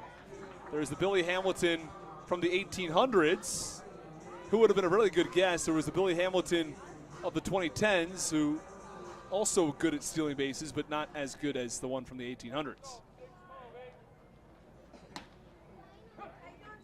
First pitch to Mike Falsetti in there for a called strike. Well, let's get to our answer now. You have sort of 2 different sections here. Of course, you have the most overall. Ground ball slowly over to second base, fielded by Becker. The throw to first is in time. And there are 2 away. Back to the top of the lineup for Jack Sundberg, who's the reason we're doing this question. He had 37 stolen bases on the season. That sets a Blue Crabs franchise record. So the answer, Hugh Nicole, back in 1887, had 138 stolen bases. The most in modern history, 130 from Ricky Henderson back in 1982. He broke Lou Brock's 118. That was in 1974. And the pitch to Sundberg, that's low, and the count 1 ball and no strikes. So some of the others, well, so it's Hugh Nicole, and in his headshot for Baseball Reference, the man's wearing a bow tie. It gives you a little bit of an idea of what we're working with here. And the 1-0 pitch, that's their strike, and the count 1 ball and 1 strike on Jack Sundberg. Artie Latham, who had 129, he wears a striped baseball cap. Some of these are something else. They really are. 1-1 pitch. It's a called strike, though it's completely dropped by Austin Rye. I'm not sure what happened there. He's generally a very good defensive catcher, but he completely drops the ball. So, our answers. I'll give you 2 answers. You came close enough. Hugh Nicole, 138 stolen bases in 1887. For players 1990 and later, Ricky Henderson with 130. Well, the 1-2 pitch is up and away. Count 2-2. So we can go and match that to our comment section here. Stephen Hopkins pretty close, 122. He got the years right. He got the players right. 2-2 pitch. Swing and a miss. Strike 3. Foul tip into the glove of Austin Rye. And that ends the bottom of the 6th inning. Another 1-2-3 inning from Max Povsey. He's been dominant. Retired 9 consecutive batters as we go to the bottom, or I beg your pardon, we go to the top of the 7th inning. This ball game flying by here at the Reagan Waldorf. Don't go anywhere. You're listening to Blue Crabs Baseball on the Hometown Real Estate Broadcast Network. This is Alex Crosby, and you're listening to the Hometown Real Estate Broadcast Network. At Fairway Independent Mortgage Corporation, mortgages are what they do, not who they are. Fairway Mortgage Corporation is a proud partner of the American Warrior Initiative. A key part of this initiative is to educate, encourage, and inspire Americans to give back to our military. Visit their website at www.americanwarriorinitiative.com for more details.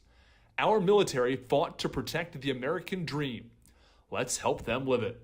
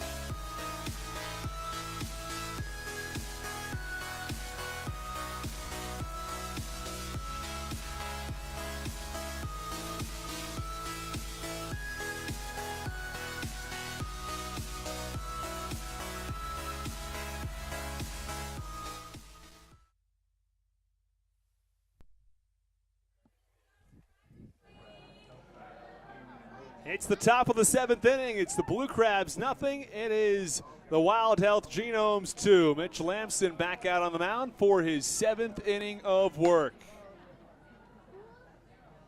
Now, both these pitchers have kept the pitch counts down for the most part and kept the damage to a minimum. For Mitch Lamson, he's thrown only 88 pitches. The first pitch was a ball. Second pitch, swinging strike at a high fastball. Count 1-1 on Yuri Perez. Perez, he's got a bit of a jersey issue. Sometimes he wears 00. Sometimes he's supposed to wear 6. I haven't seen it yet. And sometimes he wears number 18. Depends on what uniform he has. Unfortunately, the number 6 jersey just doesn't fit him. But he's listed as number 6. 1-1 pitch, swing and a miss, count 1-2. And so for all the games in this series, he's worn 00.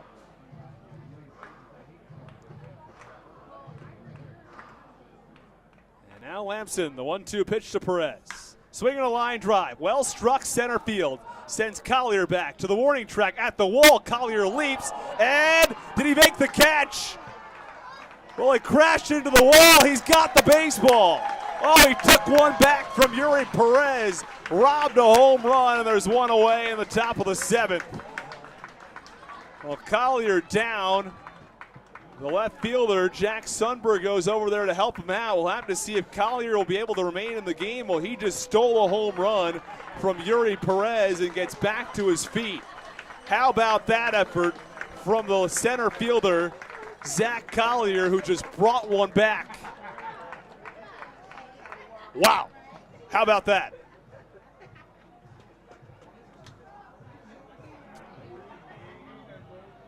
The play of the game, that's for sure, on a ball that was smoked off the bat from Yuri Perez.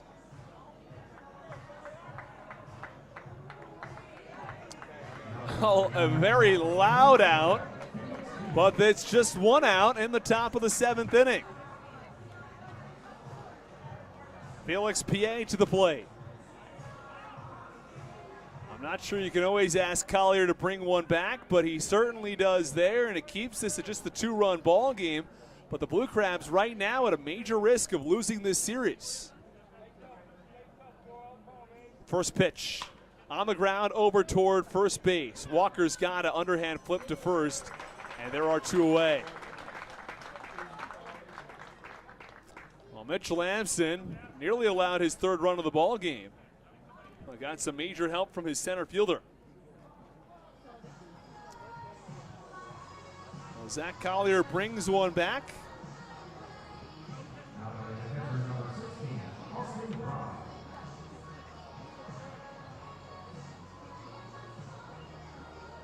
And there are 2 away in the top of the 7th inning for Austin Rye.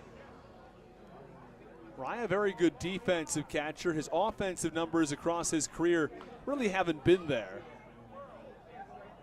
Hit well with the Blue Crabs, did not hit well at all with the Ducks, and has hit well with the Genomes.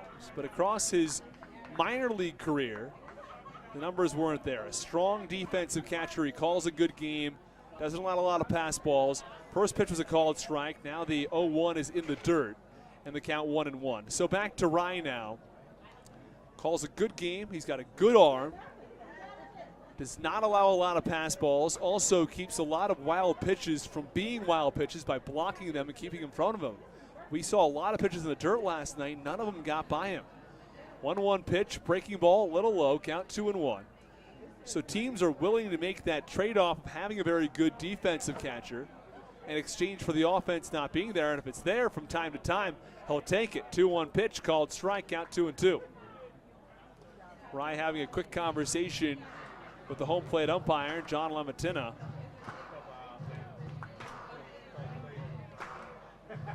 Base path's empty, 2 outs, 2-0 Genomes. Here's the pitch. That one a little tapper foul. Cues off the end of his bat. The count remains 2 balls and 2 strikes.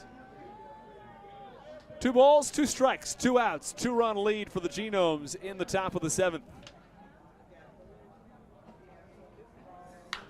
pitch on the ground over to third base. Rolls into the mid of Crosby, who fires across the diamond. Nicely picked by Jared Walker.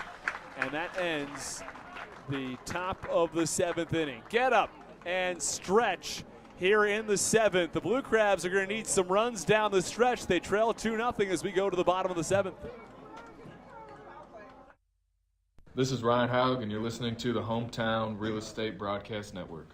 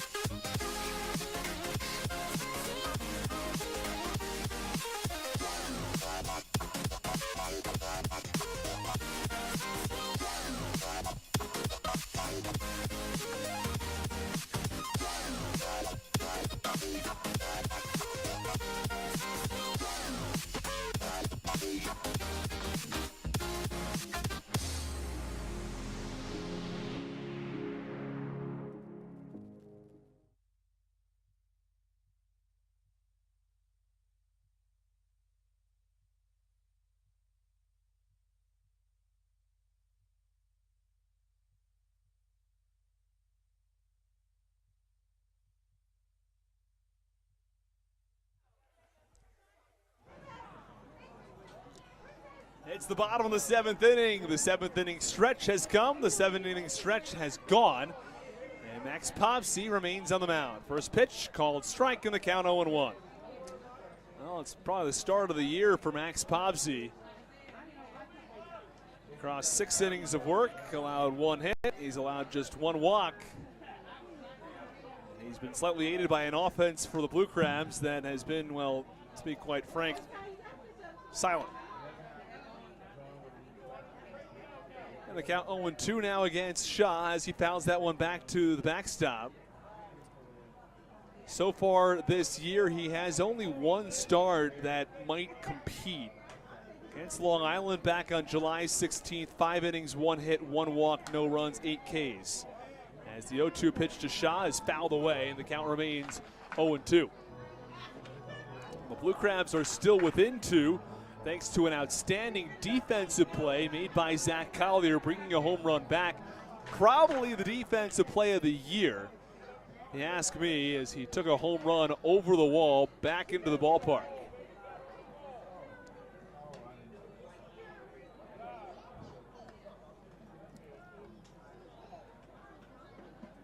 Count 1 ball and 2 strikes on Raul Shaw.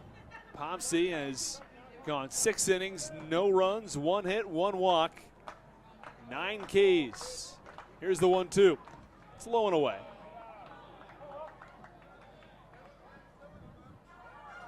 Count 2 balls and 2 strikes. No action in the Blue Crabs bullpen. It appears the Blue Crabs content to go with Mitch Lamson having already thrown 99 pitches, especially given how the bullpen faltered yesterday. 2-2 pitch, called strike 3. 10th strikeout of the day for Max Popsy. Oh, what a performance this is. Something else. 10 Ks across 95 pitches. 6 1/3 innings of work. Blue Crabs are just getting nothing going offensively. The thing is, it's only a 2-run game. So as they say, a bloop and a blast, a walk and a blast. All of a sudden, this ball game is tied at 2. So the Blue Crabs by no means out of this. This is the first pitch barely on the outside corner for a called strike. I think Braxton Lee thought that missed. Either way, the count 0-1. Lee 0 for 2. Sundberg 0 for 3. Sundberg at risk of losing his on-base streak. Currently at 23 games. Pitch. That's right down Broadway for a called strike. Count 0-2. Middle. And I'm not sure if Lee just didn't see it, but he didn't swing at it. The 0-2 pitch, that's not close. In fact, it's probably about 4 or 5 feet outside, and the catcher, Austin Rye, couldn't get to it. 1 ball, 2 strikes with 1 away.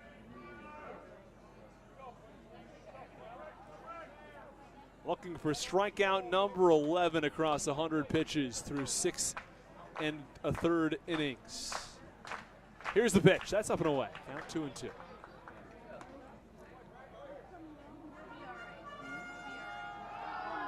Oh, the Blue Crabs' defense has been quite good today. The pitching has been solid from Mitch Lamson, and it's an important sign to see Lamson's turn to corners since those July struggles. As the 2-2 pitch is up and away, count 3-2. To give you an idea about Mitch Lamson, and I think he'll be back out there for the 8th, so we can talk about it more then. But across the month of July, had a 7.11 ERA. His ERA coming in here in the month of August at 0.64. He's allowed just 2 earned runs across 7 innings in today's ball game, so a total of 3 earned runs in 21 innings. The pitch to Braxton Lee is a little away, and it's ball 4. So Lee works back in the count. He's just the 3rd base runner the Blue Crabs have had all day.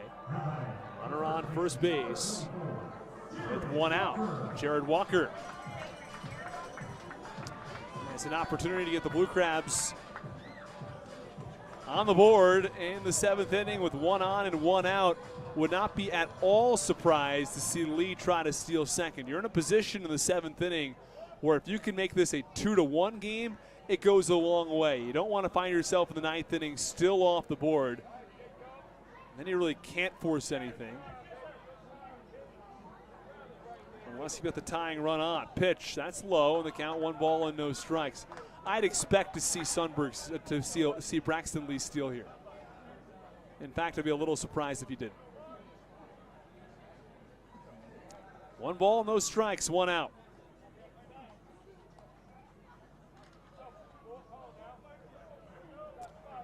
Jared Walker was telling me that he has the record for the longest on-base streak in the Australian Baseball League. The Australian League, a fun league, but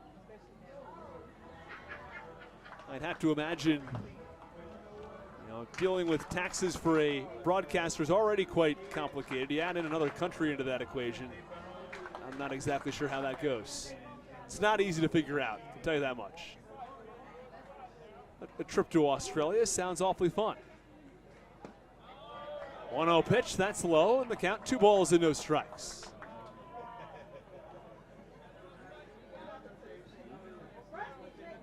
Two balls, no strikes, 1 out as Jared Walker at the plate. Well, Braxton Lee's on first.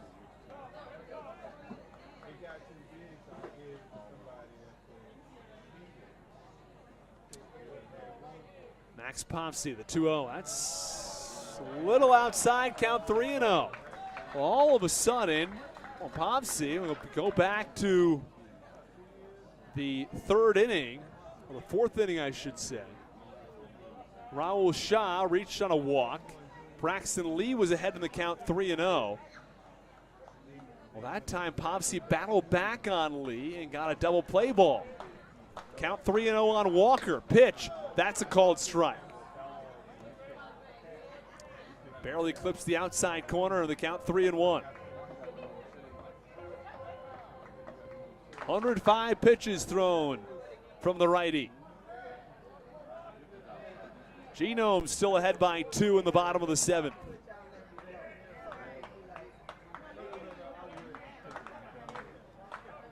Tossing over to first to check on Braxton Lee as he dives in safely. Blue Crabs no runs on 1 hit here in the 7th inning. Now I could see a couple things happening. If Walker reaches on a walk, would not be at all surprised to see a double steal and try to put 2 guys in scoring position with 1 out, especially with Crosby coming to the plate. 3-1. Oh, it's a called strike. Walker doesn't like it. That was a borderline pitch. Now the count full at 3-2 as Max Pomsey's working it back full.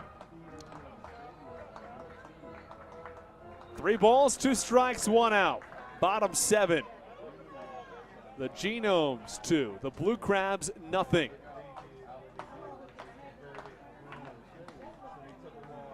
And tossing over to first base once more, a check on Braxton Lee.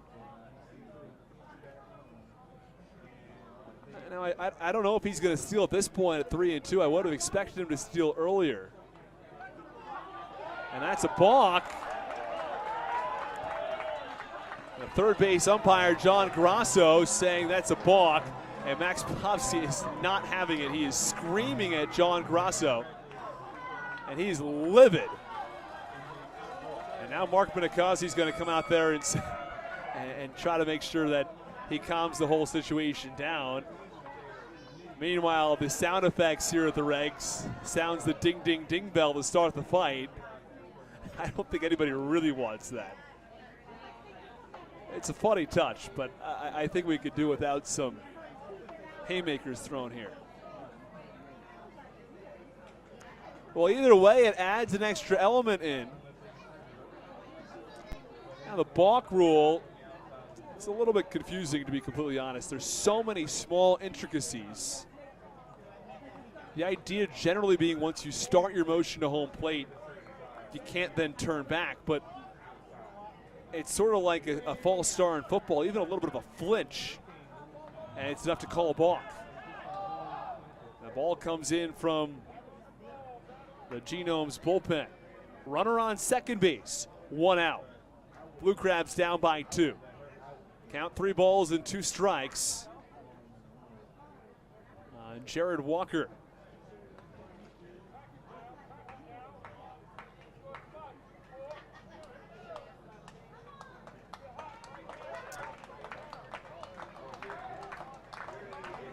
Pomsey set. 3-2 pitch to Walker. Popped him up, third base side. And that one finds the seats about 15 rows deep. 3 balls, 2 strikes, 1 out. Blue Crabs really threatening for the first time in this ball game.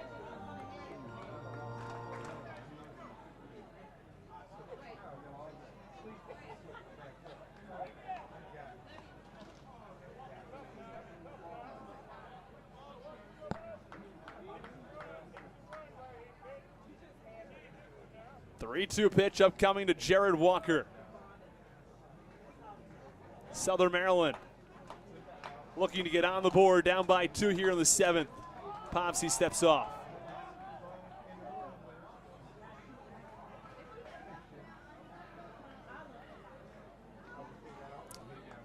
Well, the sun has found its way out after a cloudy day throughout the majority of the day, and thunderstorms predicted late in the evening tonight. Never came earlier today. As the pitch, that's low and away, that's ball 4. Close pitch, Pomsey missed it though. And a back-to-back walks. So the balk proves to be nothing at all, as there will be runners on first and second either way. And let's see if this is gonna do it or they're just gonna have a meeting at the mound. It's tough to see who's coming out to the mound here from our angle up top. Appears as though it's just a meeting at the mound from the pitching coach.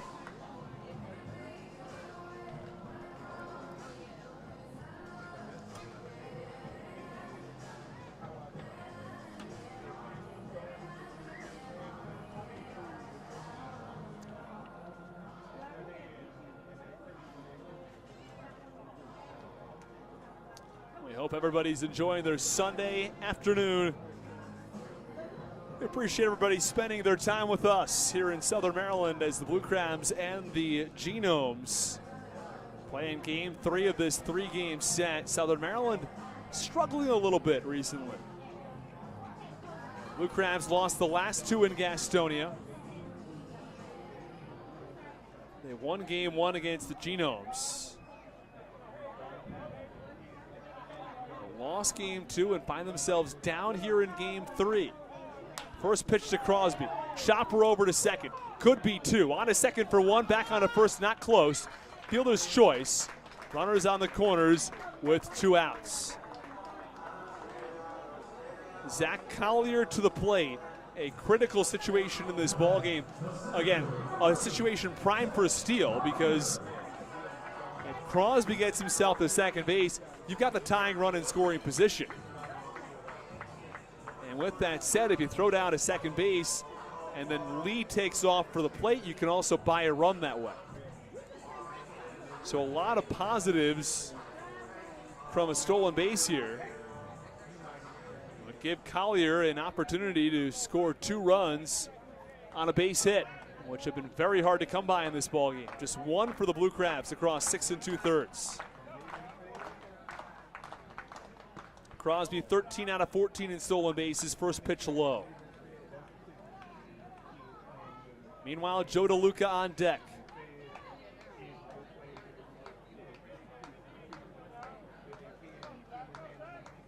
DeLuca to be followed by Baca and Falsetti, but for now, it's Zach Collier at the plate. 1-0, that's low. Count 2-0. Place was packed each of the last 2 nights, not tonight. It's a quieter afternoon here at the ballpark in Waldorf.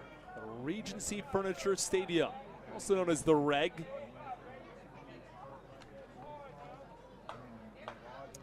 Two-0 pitch, up and away, count 3-2. I beg your pardon, 3-0. 3 balls, no strikes, 2 outs on Collier. I don't think Crosby will be stealing at this point.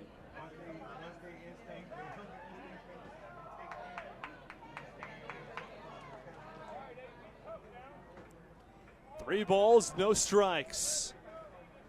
Popsy the pitch. That's away. It's ball 4. It's his 3rd walk of the inning. And I'd imagine that's going to do it. Mark Minicozzi walks out. He's going to make the call to the bullpen. His starter has done more than he's asked for. Across the first 6 innings of work, he allowed just 1 hit and 1 walk, but here in the 7th, he gets 2 outs and he walks 3 batters. It's a call to the bullpen. Blue Crabs still trail by 2. They've got the tying run in scoring position, the go-ahead run on first base. They still have to get on the scoreboard first. When we come back, Joe DeLuca comes to the plate.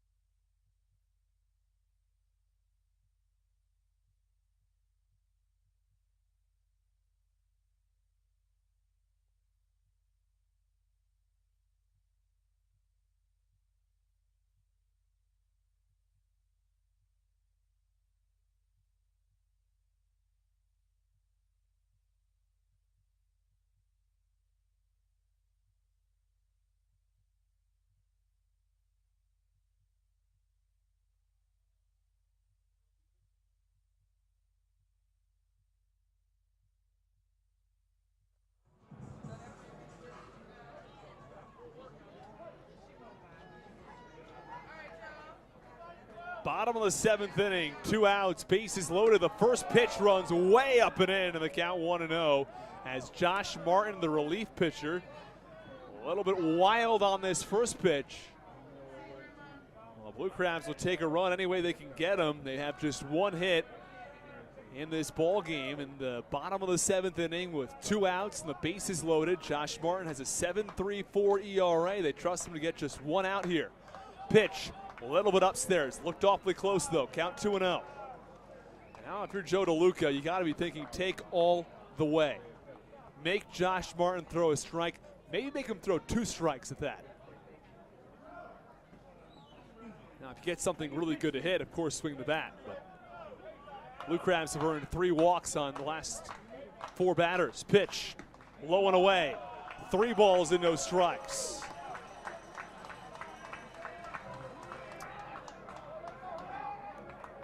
Two nothing. Genomes. 1 run in the 3rd, 1 run in the 4th, including a solo home run off the bat of Chris Davis. But here in the bottom of the 7th, the bases are loaded with 2 outs. Martin, the 3-0 pitch. That's right down the middle for a strike. 3 balls and 1 strike. Braxton Lee on 3rd base. It's Alex Crosby on 2nd and Zach Collier on 1st. The pitch, line drive, right field. This ball foul down the first base line. Ball well struck, but now the count even at 3-2.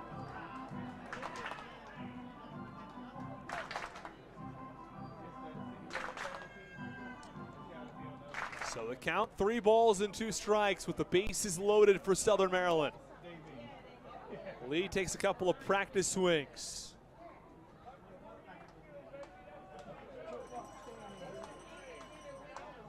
Three balls, 2 strikes, 2 outs, bases loaded. Blue Crabs down by 2 in the 7th. Here's the pitch. Foul ball back behind home plate.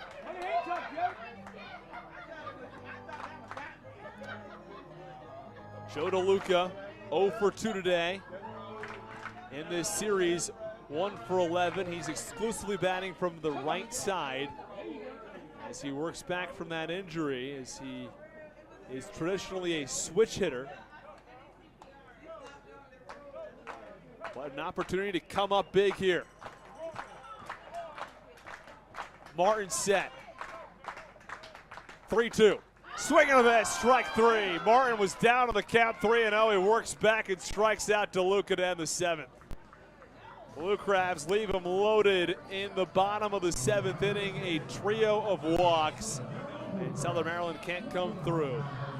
We go to the top of the 8th inning. It's still the Genomes 2 and the Blue Crabs nothing on the Hometown Real Estate Broadcast Network.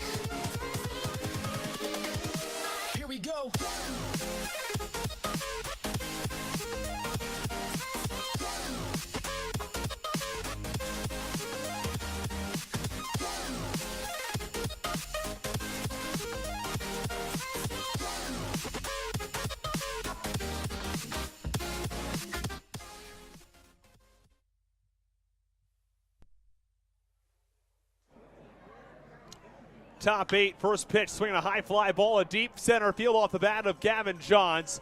Collier takes a couple steps back and makes the catch, and there's one away. One pitch and one out from Mitch Lamson here in the 8th inning.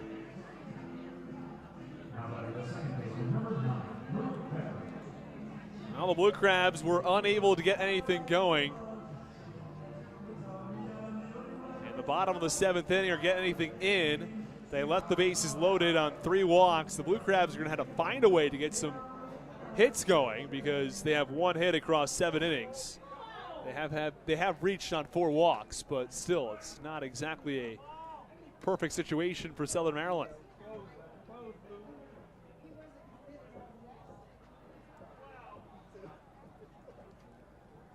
Lamson the offering. Check swing. Did he go? Yes, he did. Luke Becker back to the top of the order for the Wild Health Genomes.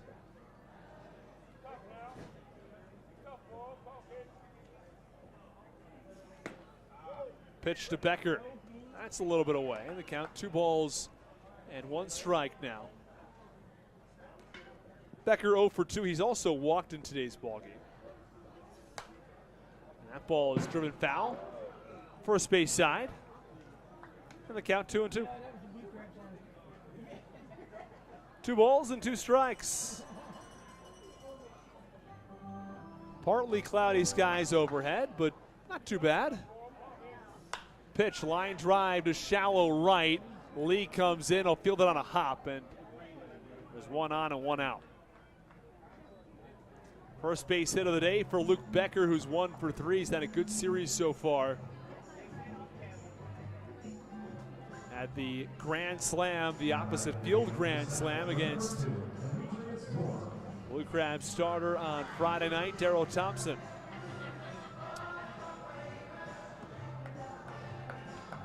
Mitch Lamson's topped out at 86 today. He's averaged right around 83 with that fastball.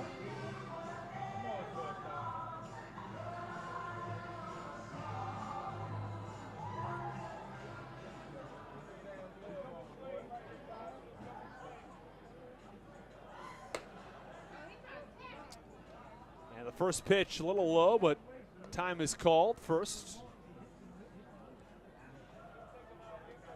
Looks like a ball came into play.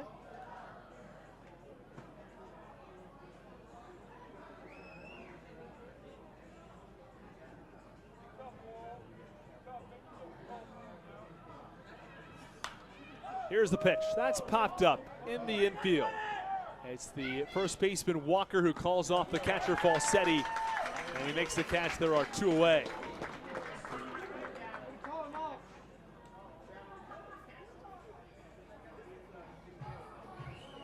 Well, here comes Chris Shaw.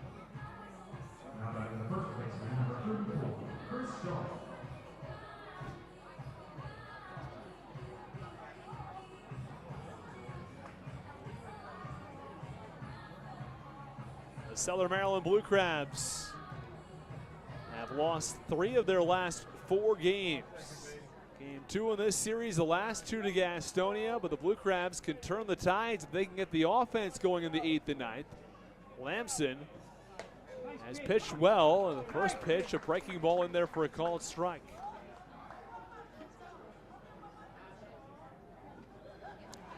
Count 0-1 from the lefty. Pitch that's low and away. The count 1 ball and 1 strike.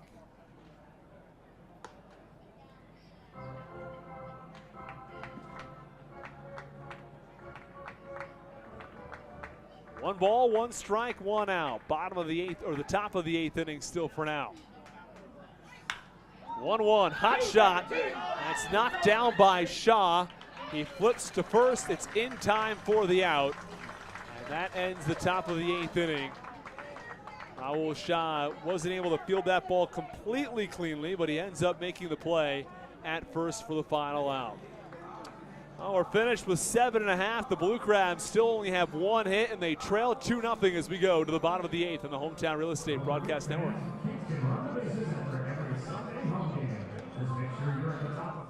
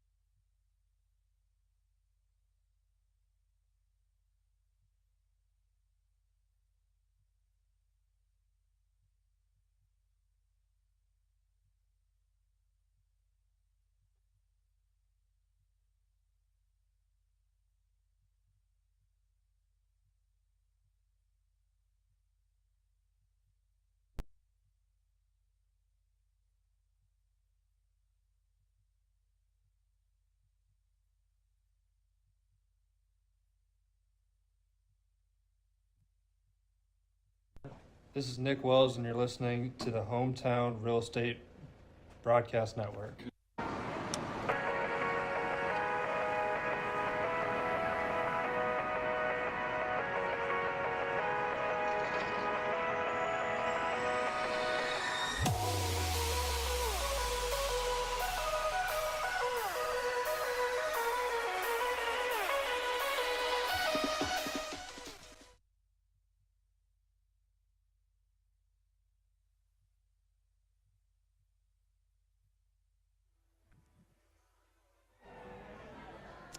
In action in the bottom of the 8th inning. Blue Crabs still trailing by 2, and the first pitch is in there for a called strike, and the count 0-1. Blue Crabs will send 8, 9, and 1 to the plate. In the inning, it'll be Michael Baca, followed by Mike Falsetti. And the pitch inside, and the count 1-1. Following Falsetti will be Jack Sundberg, who's 23-game on-base streak very much on the line.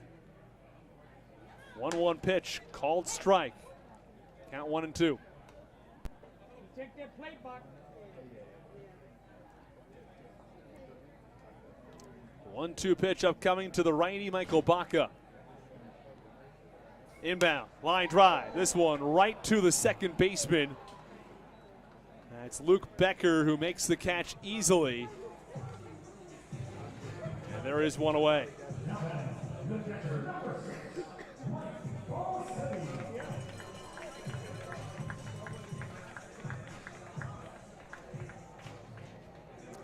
here comes Mike Falsetti.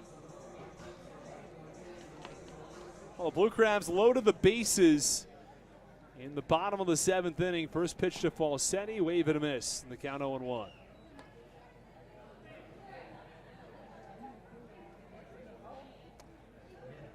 Well, after Falsetti, it'll be Jack Sundberg, who will be followed by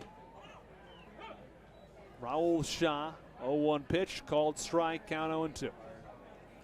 No balls, 2 strikes, 1 out. Here's the pitch, up and in. The count 1-2.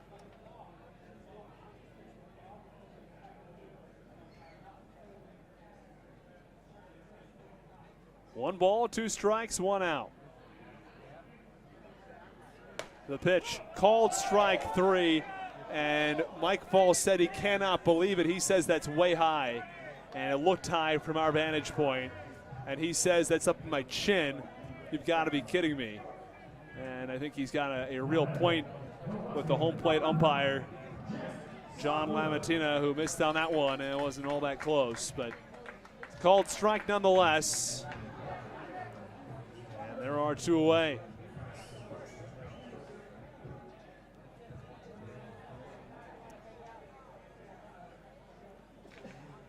And now Jack Sundberg squares around a bunt. It's a terrific bunt down the third base line. He picks up a base hit.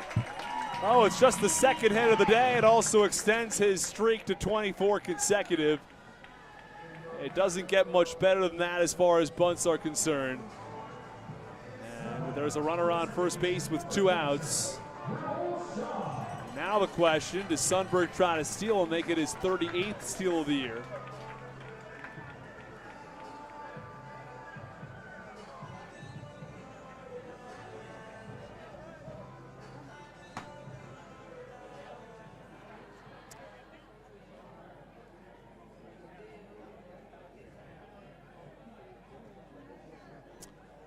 Raul Shah to the plate. Blue Crabs in need of a run here in the 8th.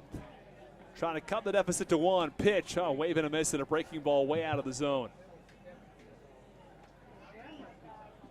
Count, no balls and 1 strike. Raul Shah waves that red bat.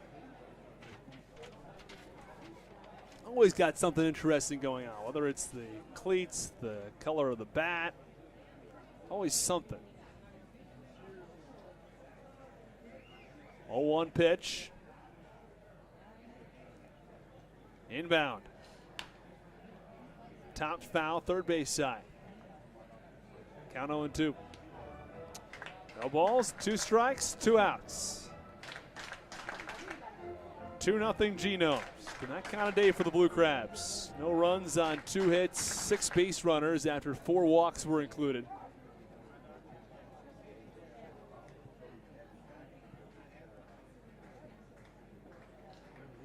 Martin. Here's the 0-2. Runner goes. Ground ball foul, first base side. Shaw's got to protect the plate.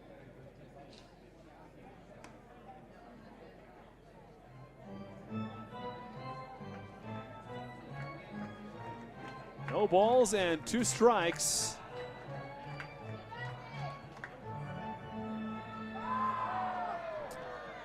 As Shaw digs back in. Points that bat out toward left center.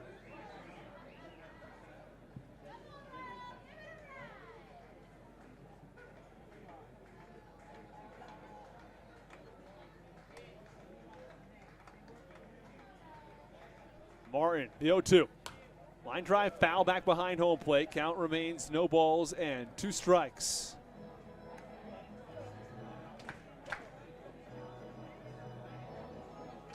Jack Sundberg stands on first base. Raul Shaw will be followed by Braxton Lee if necessary.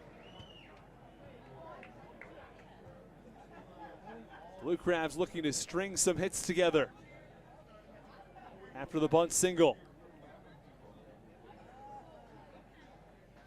0-2 to Shaw, swing and a miss, strike 3. High fastball up and in, induces the swing, and that's strike 3. We're done with 8 innings of play. The offense for the Blue Crabs remains stagnant as we go to the top of the 9th. It's 2-0 Genomes on the Hometown Real Estate Broadcast Network. This is Ian Yetzko, and you're listening to the Hometown Real Estate Broadcast Network. Are you in the market for a new roof? Well, give William Richmond Inc. a call and get serviced by Southern Maryland's premier roofing contractor. Locally owned and operated, William Richmond Inc. is licensed, bonded, and insured, and has a 5-star rating on HomeAdvisor. They care about their work almost as much as they care about your home. Call 443-432-3426 today for a free estimate, or go to williamrichmondinc.com. Don't forget to mention the Blue Crabs and save 10% on any service.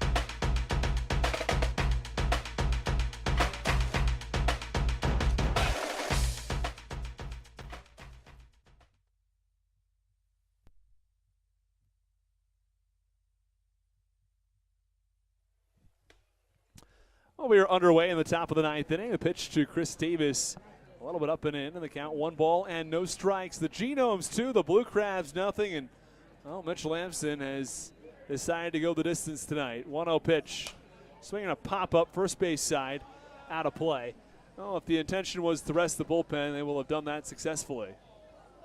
111 pitches and starting an inning? I mean, that's unheard of. Unheard of in modern baseball, at least. The days of the 1920s, you don't think twice about it. Pitch popped up behind home plate. Count 1-2.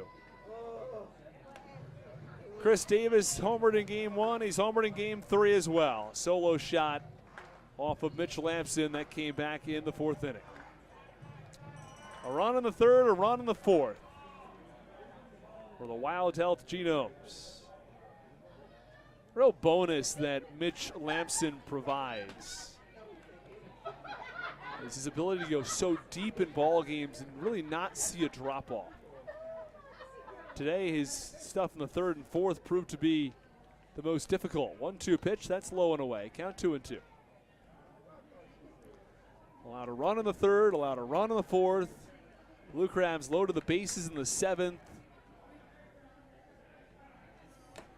Pitch, swing and a miss. Strike three. Chris Davis goes down on strikes. A foul tip into the mitt of Mike Falsetti, and there's one away.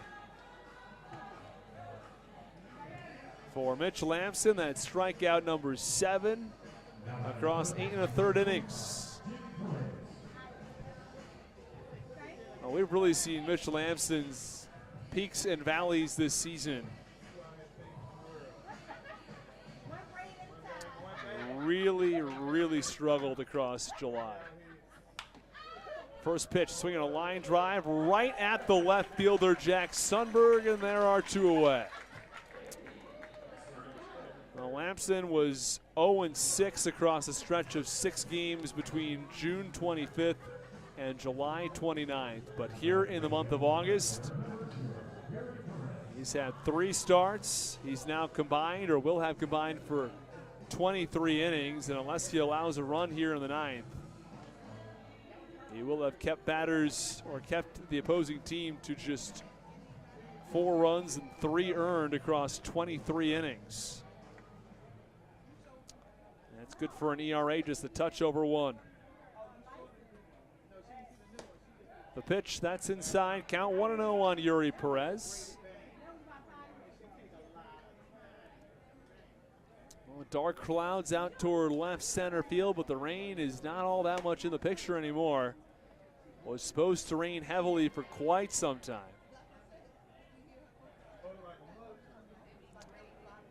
Count 2-0 on Yuri Perez.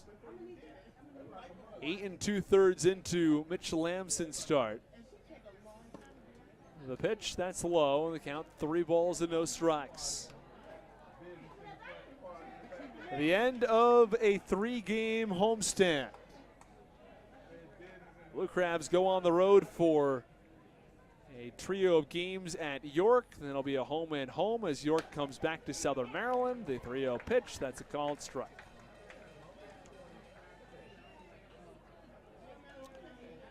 So the Blue Crabs travel to York for the 23rd, 4th, and 5th. Blue Crabs back in town for the 26th, 7th, and 8th. And then a 4-game set at Charleston, including a doubleheader in Game 1. That's on Tuesday. Blue Crabs will leave on Monday because of the doubleheader.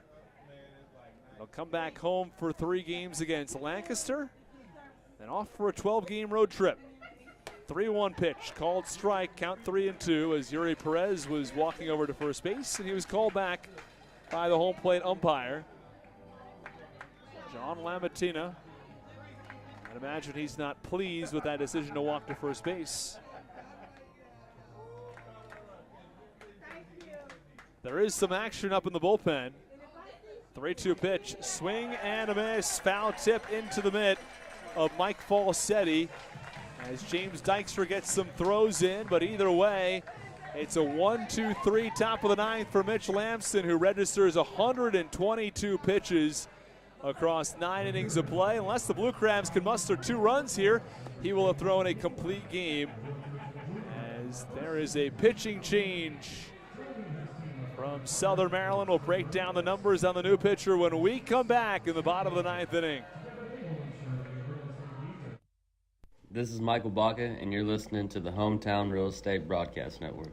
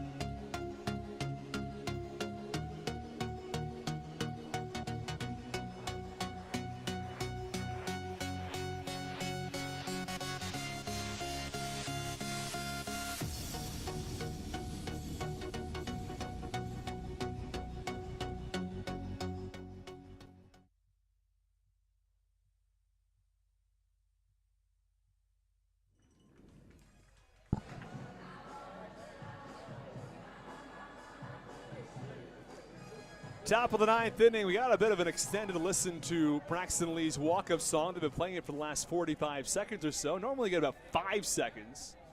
Not this time around. 2-0, Wild Health Genomes over the Blue Crabs as the Blue Crabs send 3, 4, and 5 in the order against Jack Weinberger. First pitch is low in the count 1-0. Weinberger comes in with a 4.04 earned run average.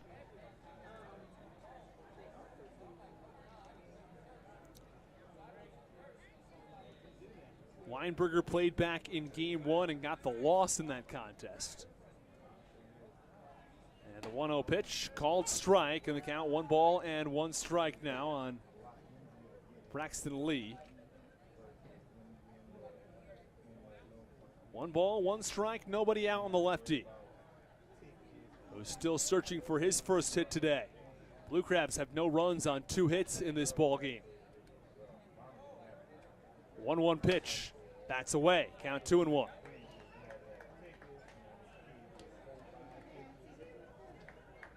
The walks have plagued the Genomes a little bit. Not terribly, but a little bit.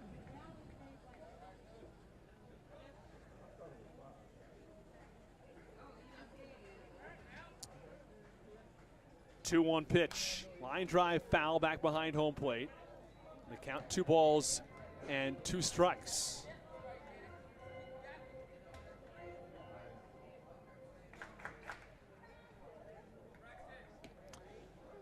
Braxton Lee will be followed by Jared Walker and Alex Crosby.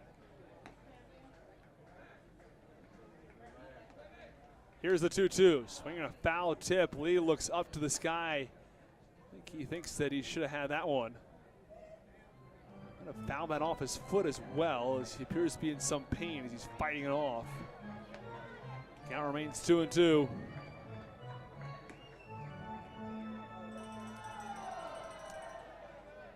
The numbers on Jack Weinberger on the season. Comes in with a 2-3 record, a 4.04 earned run average.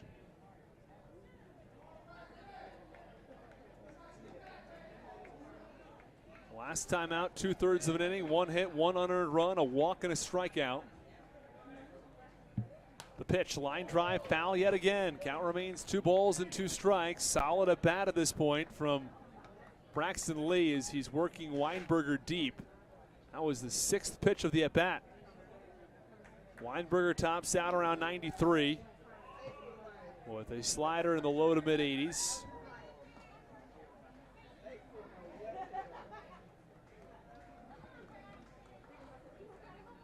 Weinberger set. Here's the 2-2. Line drive, foul, third base side, over toward the Legends Club. Braxton Lee hit that ball pretty well. No wind out in right field. As the Southern Maryland Blue Crabs are looking to get some hits strung together, but they've got some work to do. Braxton Lee, who's 0 for 2. Awaits the pitch. That's outside. Count 3-2. Braxton Lee will be followed by Jared Walker, then Alex Crosby. Those are the 3 that will surely come to the plate in the inning. That last fastball at 95 and change. 3-2 pitch on the ground over to second base. It's fielded by Luke Becker. The flip to first is in time. And Braxton Lee bounces out for the first out in the bottom of the 9th inning. Genomes 2, Blue Crabs nothing. It's been that kind of day for Southern Maryland. No hits to show for really anything. They had a single from Crosby that came back in the 4th inning, a bunt single from Sundberg. That was in the 8th, and that's it. Blue Crabs had the bases loaded in the 7th inning on a trio of walks, but that's really it. Aside from that, the Blue Crabs offense has been absolutely silent. Pitch, line drive into right field. That's a base hit. Probably the best struck ball all day. It comes off the bat of Jared Walker. It's the Blue Crabs' third hit. It's a well hit ball, and we haven't seen much of that. Instead, we've seen a lot of slow rollers.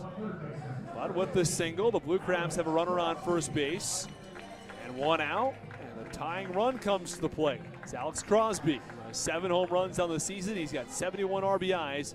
This is not a situation where you want to force something if you're Jared Walker. If you're going to force something, you force it with the tying run, not the runner that comes before the tying run. So if Crosby gets a hit and he comes in a situation where you want to see if you can send Crosby to the plate, okay, maybe you do that. Pitch, high chopper. It's going to be a tough play. Becker charges in. He fires the first in time to get Crosby. And there are 2 away. Blue Crabs down to their final out. It's Zach Collier who will come to the plate.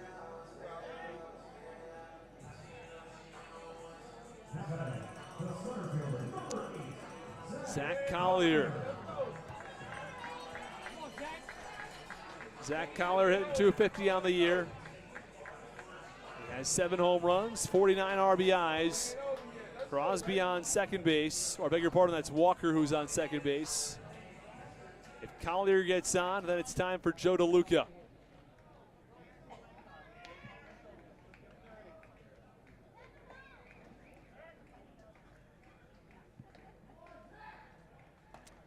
Weinberger. First pitch. On the ground toward first base, foul.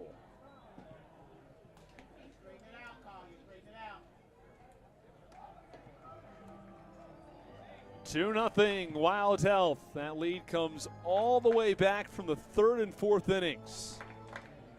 There's an RBI single from Chris Shaw and a solo home run from Chris Davis. Davis's 2nd home run of the weekend. Collier taps home plate twice. Count 0-1. In the bottom of the 9th inning with 2 outs. Blue Crabs trailing by 2 with a runner on base. 0-1, that's up and away. Count 1-1.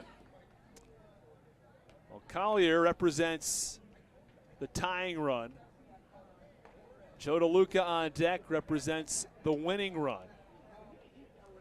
And if Collier gets on base, comes where it's a situation, okay, maybe you want to try to advance him to second base, get that runner in scoring position. 1-1 pitch, big swing and a miss. Breaking ball came in on the hands, and the count 1-2.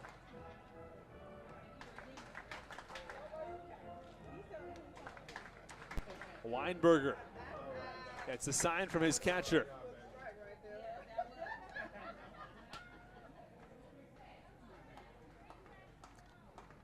Here is the 1-2. Line drive foul back behind home plate. And the count remains 1 ball and 2 strikes. Zach Collier 0 for 2 today. He had a missile that he fired into right field in yesterday's ball game. Ended up being a triple where he came around and scored. I'm sure the Blue Crabs would appreciate that. That ball left the bat at 111. 1-2 delivery. Oh, breaking ball, that's just outside. Weinberger may have wanted that pitch. 2 balls, 2 strikes, 2 outs. 2-run lead for the Wild Health Genomes. The only 2 runs scored in this ball game. Weinberger gets the sign from his catcher. That's Austin Rye. 2-2 pitch, low in the dirt. Did he go? Yes, he did. Zach Collier was hoping that they might petition, and that ends the inning, and that ends the ball game here. And as Zach Collier strikes out to end it. Well, the Southern Maryland Blue Crabs fall tonight by a score of 2-0 against the Wild Health Genomes. Genomes scored 2 runs on 5 hits. The Blue Crabs no runs on 3 hits. Well, the Southern Maryland Blue Crabs have lost 4 of 5 at this point. They lose 2 of 3 at home against the Genomes. And the Blue Crabs' next stop will be in York on Tuesday evening. Blue Crabs play 3 against York on the road. They'll come home for 3 against York as well. We're going to run through the box score. It's pretty quick. There's not much to talk about. Lamson goes a complete game. Allows 5 hits. He walks 2. He strikes out 8. You can't ask for much more. It was a terrific start from Mitch Lamson, who has continued his outstanding play across the month of August. Scoring plays. Chris Shaw had a single into right field. It was Luke Becker who scored, but a terrific throw from Braxton Lee to get Moises Sierra at third base, as Braxton Lee gets the outfield assist. Meanwhile, it's Chris Davis who homers on a fly ball to left field to win it. A solo home run in the 4th inning. Those are the only 2 runs of the ball game. We'll run you through the box score for Southern Maryland offensively. Sundberg 1 for 4. Shaw 0 for 3. He did walk once. Lee 0 for 3. He also walked. Walker 1 for 3. He walked as well. Crosby 1 for 4. Collier 0 for 3 with a walk. 7, 8, and 9 were all 0 for 3. Combined 0 for 9 with 5 strikeouts against the Wild Health Genomes pitching staff. That's going to do it from us here on the Hometown Real Estate Broadcast Network. Southern Maryland falls 2-0 against the Genomes. Blue Crabs will take the bus out to York on Tuesday afternoon. That will do it from us here at the Reagan Waldorf. We close out this broadcast, as always, with the same words. Let's go Blue Crabs. We'll see you on Tuesday night, everybody.